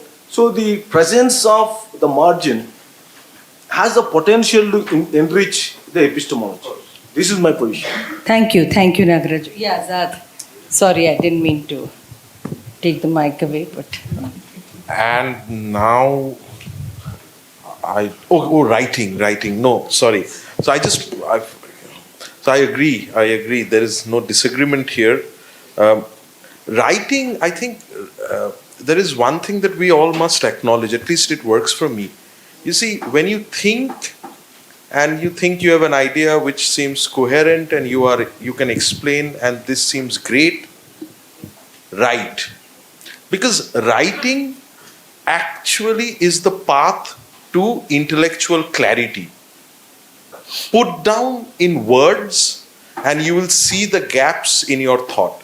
So writing is not only about language, in which language, whichever language you can, but write it down, because writing is precision. When you are writing, you are thinking about the words carefully, and for the first time you are thinking, should I use exception or distinction? Why would I use exception or why would I use distinction? When you put down in words, in your thought, you have an idea that those two things are different and you'll use any word. So writing is the practice of clarity also. And that is why writing is so important. The language is not important. But when we rue as teachers that students are not writing, it's at least I think I'm speaking for myself, but on their behalf also, is that the clarity somehow is not there. So we can have really good, articulate political positions, But when you ask the students to justify it, it is only writing. Even for us, when I'm writing a paper, I think I've got it all sorted in my head and it all makes sense. But writing is, I was telling Professor Mahajan, I hate writing and I struggle. And I have to rewrite. Every writing is a process of rewriting, and she was giving me comfort by saying that writing should be struggle. It is how you improve. It is how your articulation improves. So writing is also thinking. This is. I'm going back to struggle some more. Yes, and you said I'm going back to struggle some more. Exactly. So writing is also about thinking. It's so thinking about writing society is about thinking about society. Yeah, thank you. It's also about practice. It's practicing to write. Because we know many very great intellectuals, they read a lot, but they can't write because they are not writing. So if you are writing regularly, it will come. So that's for the students also the same thing. So I will just add to that. Amitabh Ghosh was in Oxford, and you know how voluminous his writing is. He says that he writes each draft at least 5 to 6 times. That's what I'm saying. Practice. So when you hear, my whole life's aspiration is that one day I might be able to write 2 pages like Amitabh Ghosh. But if he writes the novels 5 to 6 times, am I putting in that much of effort in writing and thinking and articulating? So that is the point. Yeah, I think we'll just, each one of us take a minute to wind up. And yes, sorry. Yeah. Professor Jayarath. One point, I think I want to make it clear what Nagaraju was trying to say. He was trying to say that it's not a question of merely language and improving the language or how well you speak or write. He's saying that if a student is trained to think in Malayalam or Telugu and you keep discussing things in English, when you start talking to that student in Malayalam or Telugu, suddenly you find that his or her thoughts are so clear, that they can express the thing very clearly. I think that's very, very important. Not just how well they can translate. Whatever language you are talking about is written or spoken. Yeah. I want to add something. I've always been fascinated, I have no answer to that, but just sharing that fascination with you all on this question of language, English versus the vernacular. The fascination is about India producing 2 very conflicting viewpoints on that in the form of Ambedkar and Lohya. Ambedkar was of the view that English is emancipatory. He wanted Dalits and, let's say in modern parlance, Bahujans to learn, to take to English. And he was very disdainful of Sanskrit. So he said, this is the way forward. This is emancipatory. This is liberating, right? On the other hand, somebody like Lohya was of the view that if you want to be authentic, if you want to be rooted, if you want again, to use the modern language, Bahujans to be able to communicate themselves clearly, then they should be allowed to speak in the language they are comfortable in. And he said, let Hindi be the medium of instruction, the lingua franca and so on. But then there is this irony, which we journalists noticed, which is that these socialist leaders want their voters to go to Hindi medium schools, but their own children go to not only English medium schools, but they go abroad. So there is this contradiction that is there in our society, and I guess we are still grappling with that. Yeah. Urvashi, and then we'll come back to Uday. Sorry, I just wanted to ask if you might include a response, each of you, to a question I had. I had to step out for a domestic thing. Women often have to do that. So my question to you is, who cooked the lunch when you were writing, when you started to write? Who took the kids to school? Who maybe you could each... Thank you. Answer is me. Since I don't have kids and I don't have someone else to cook for me, even if it is to make a sandwich. Okay. So, but I think there are, there are 2 issues I think we need to kind of separate here. One is the question of whether we prioritize the written over the oral in a primarily oral society. That is one set of issues, which of course the digital has kind of put a sharp focus on, but it's always been there, right? I mean, so orality is systematically undervalued. In a way that, of course, in the classroom, what else is there apart from orality, right? In the exchanges we have. So I think, addressing this imbalance is one of the aspects. I'm not saying that we should stop writing, but we must also realize that some of this writing is trapped behind some capitalist paywall, which is, in any case, it's inaccessible. And even if somehow people could access it, some piracy or something, it would be hard to make head or tail of it as a layperson. But it is possible to address the issues that are there, perhaps with, you can use AI to write it in as a fourth grader. You can give a summary of what it would like for a fourth standard person to, and it would be able to break it down with suitable examples. And that perhaps can then be that next level of mediation. It is, and I think that's why I seriously we should think about technology as mediating what we can do. Orality and writing should not necessarily be antonyms in this way.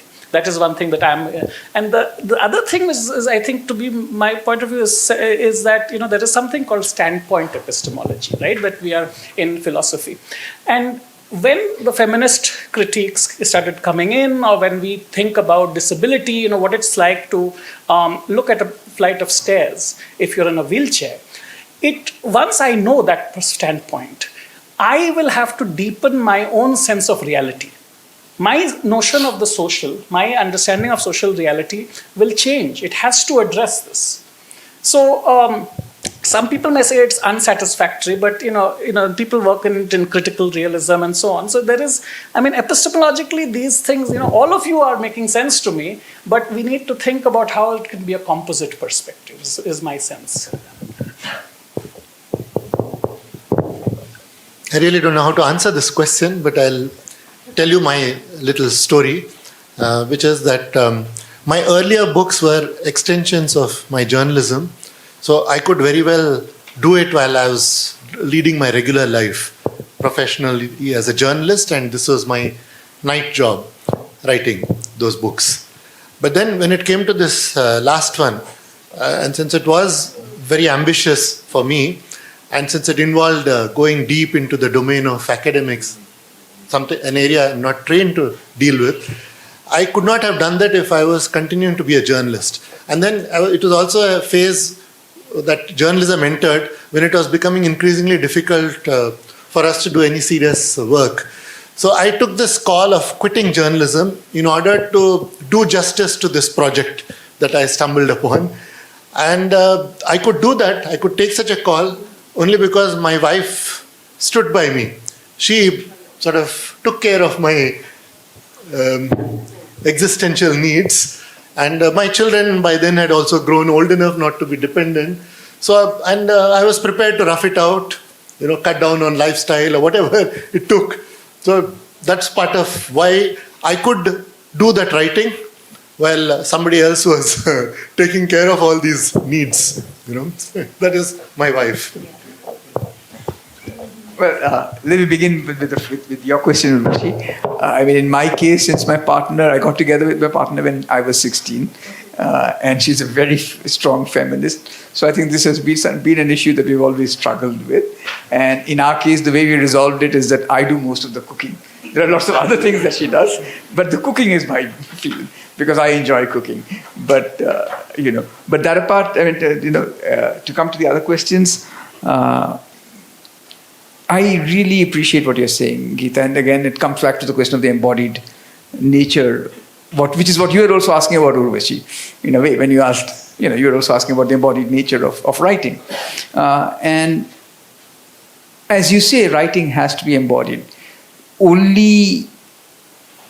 this is both the danger and the opportunity of academia, right?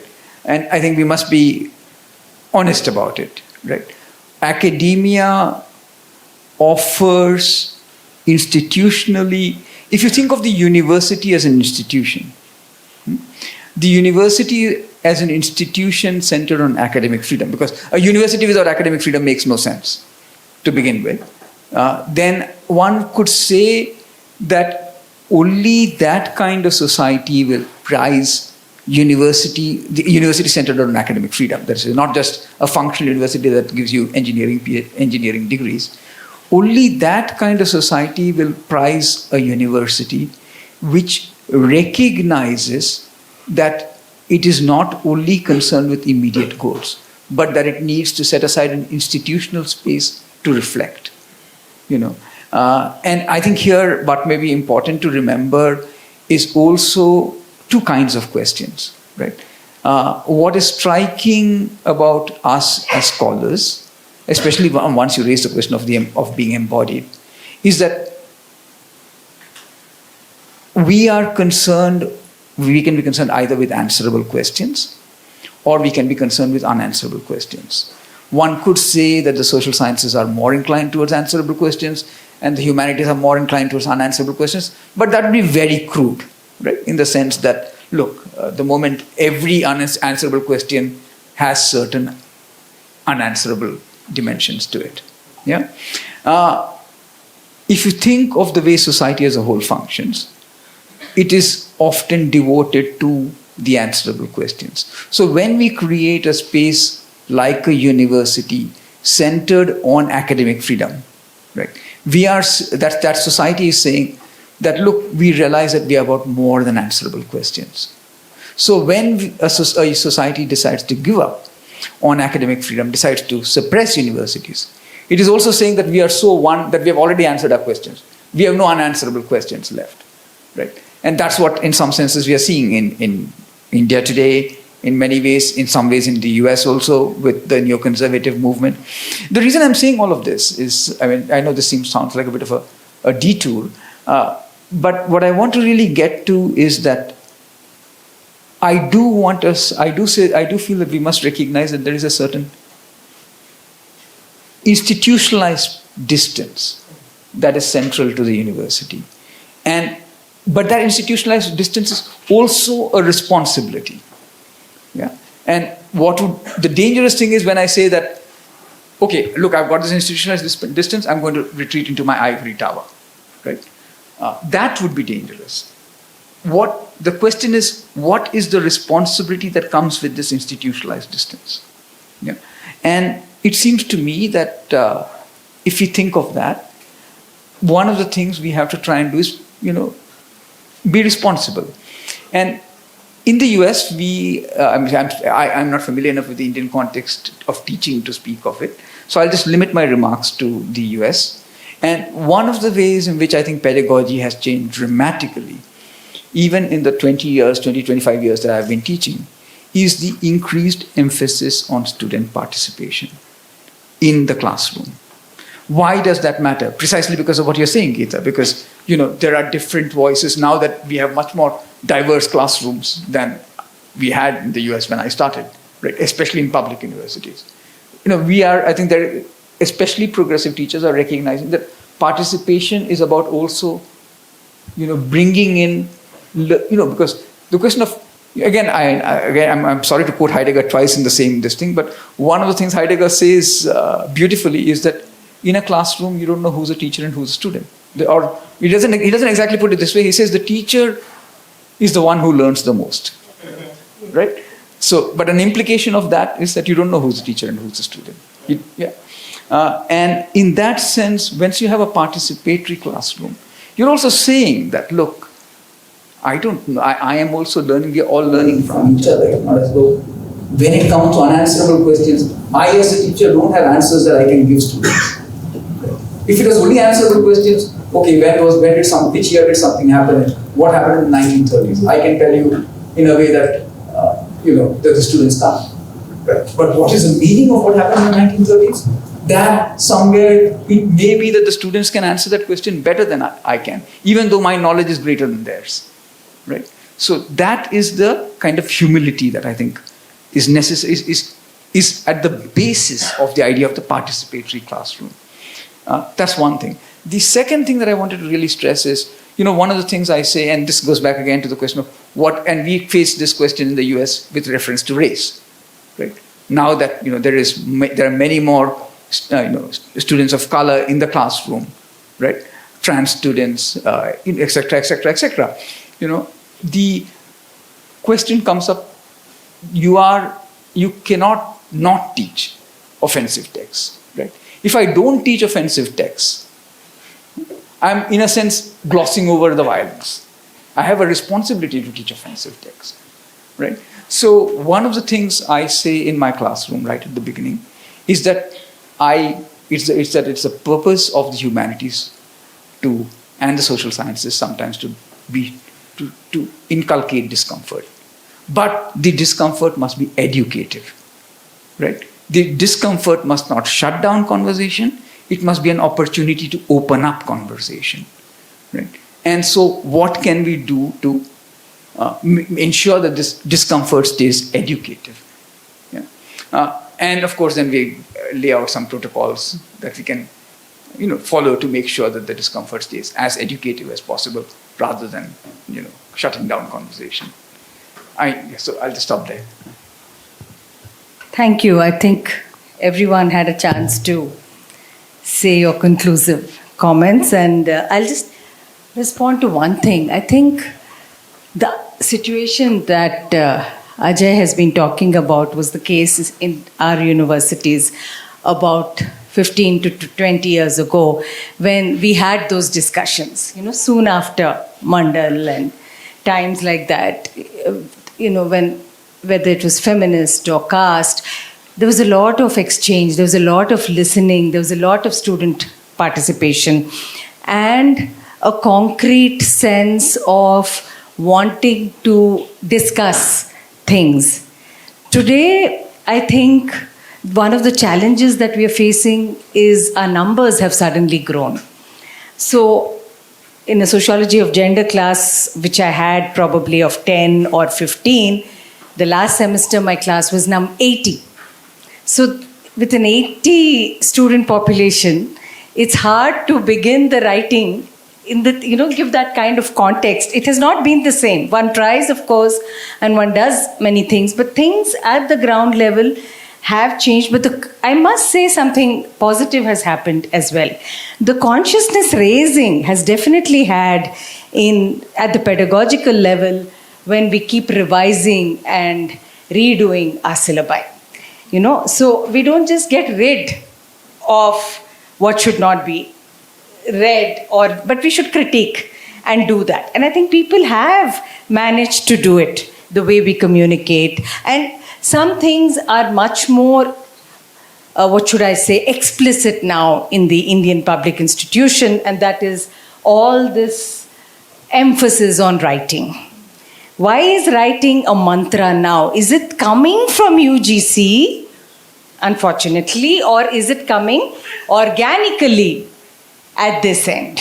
This is the thing that we constantly say. So who are we writing for was a question that we were raising. And one of the purposes, I guess, of organizing a seminar, I don't see Jyotirmay here right now, but that is what he was saying, that the excitement of writing, when you do whatever kind of writing that you do it with excitement, has to be provided to everyone.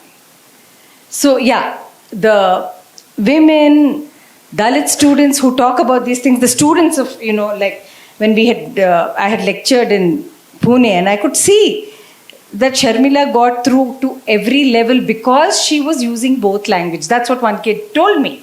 So here was this boy in, barely 20, and he was more feminist than the more,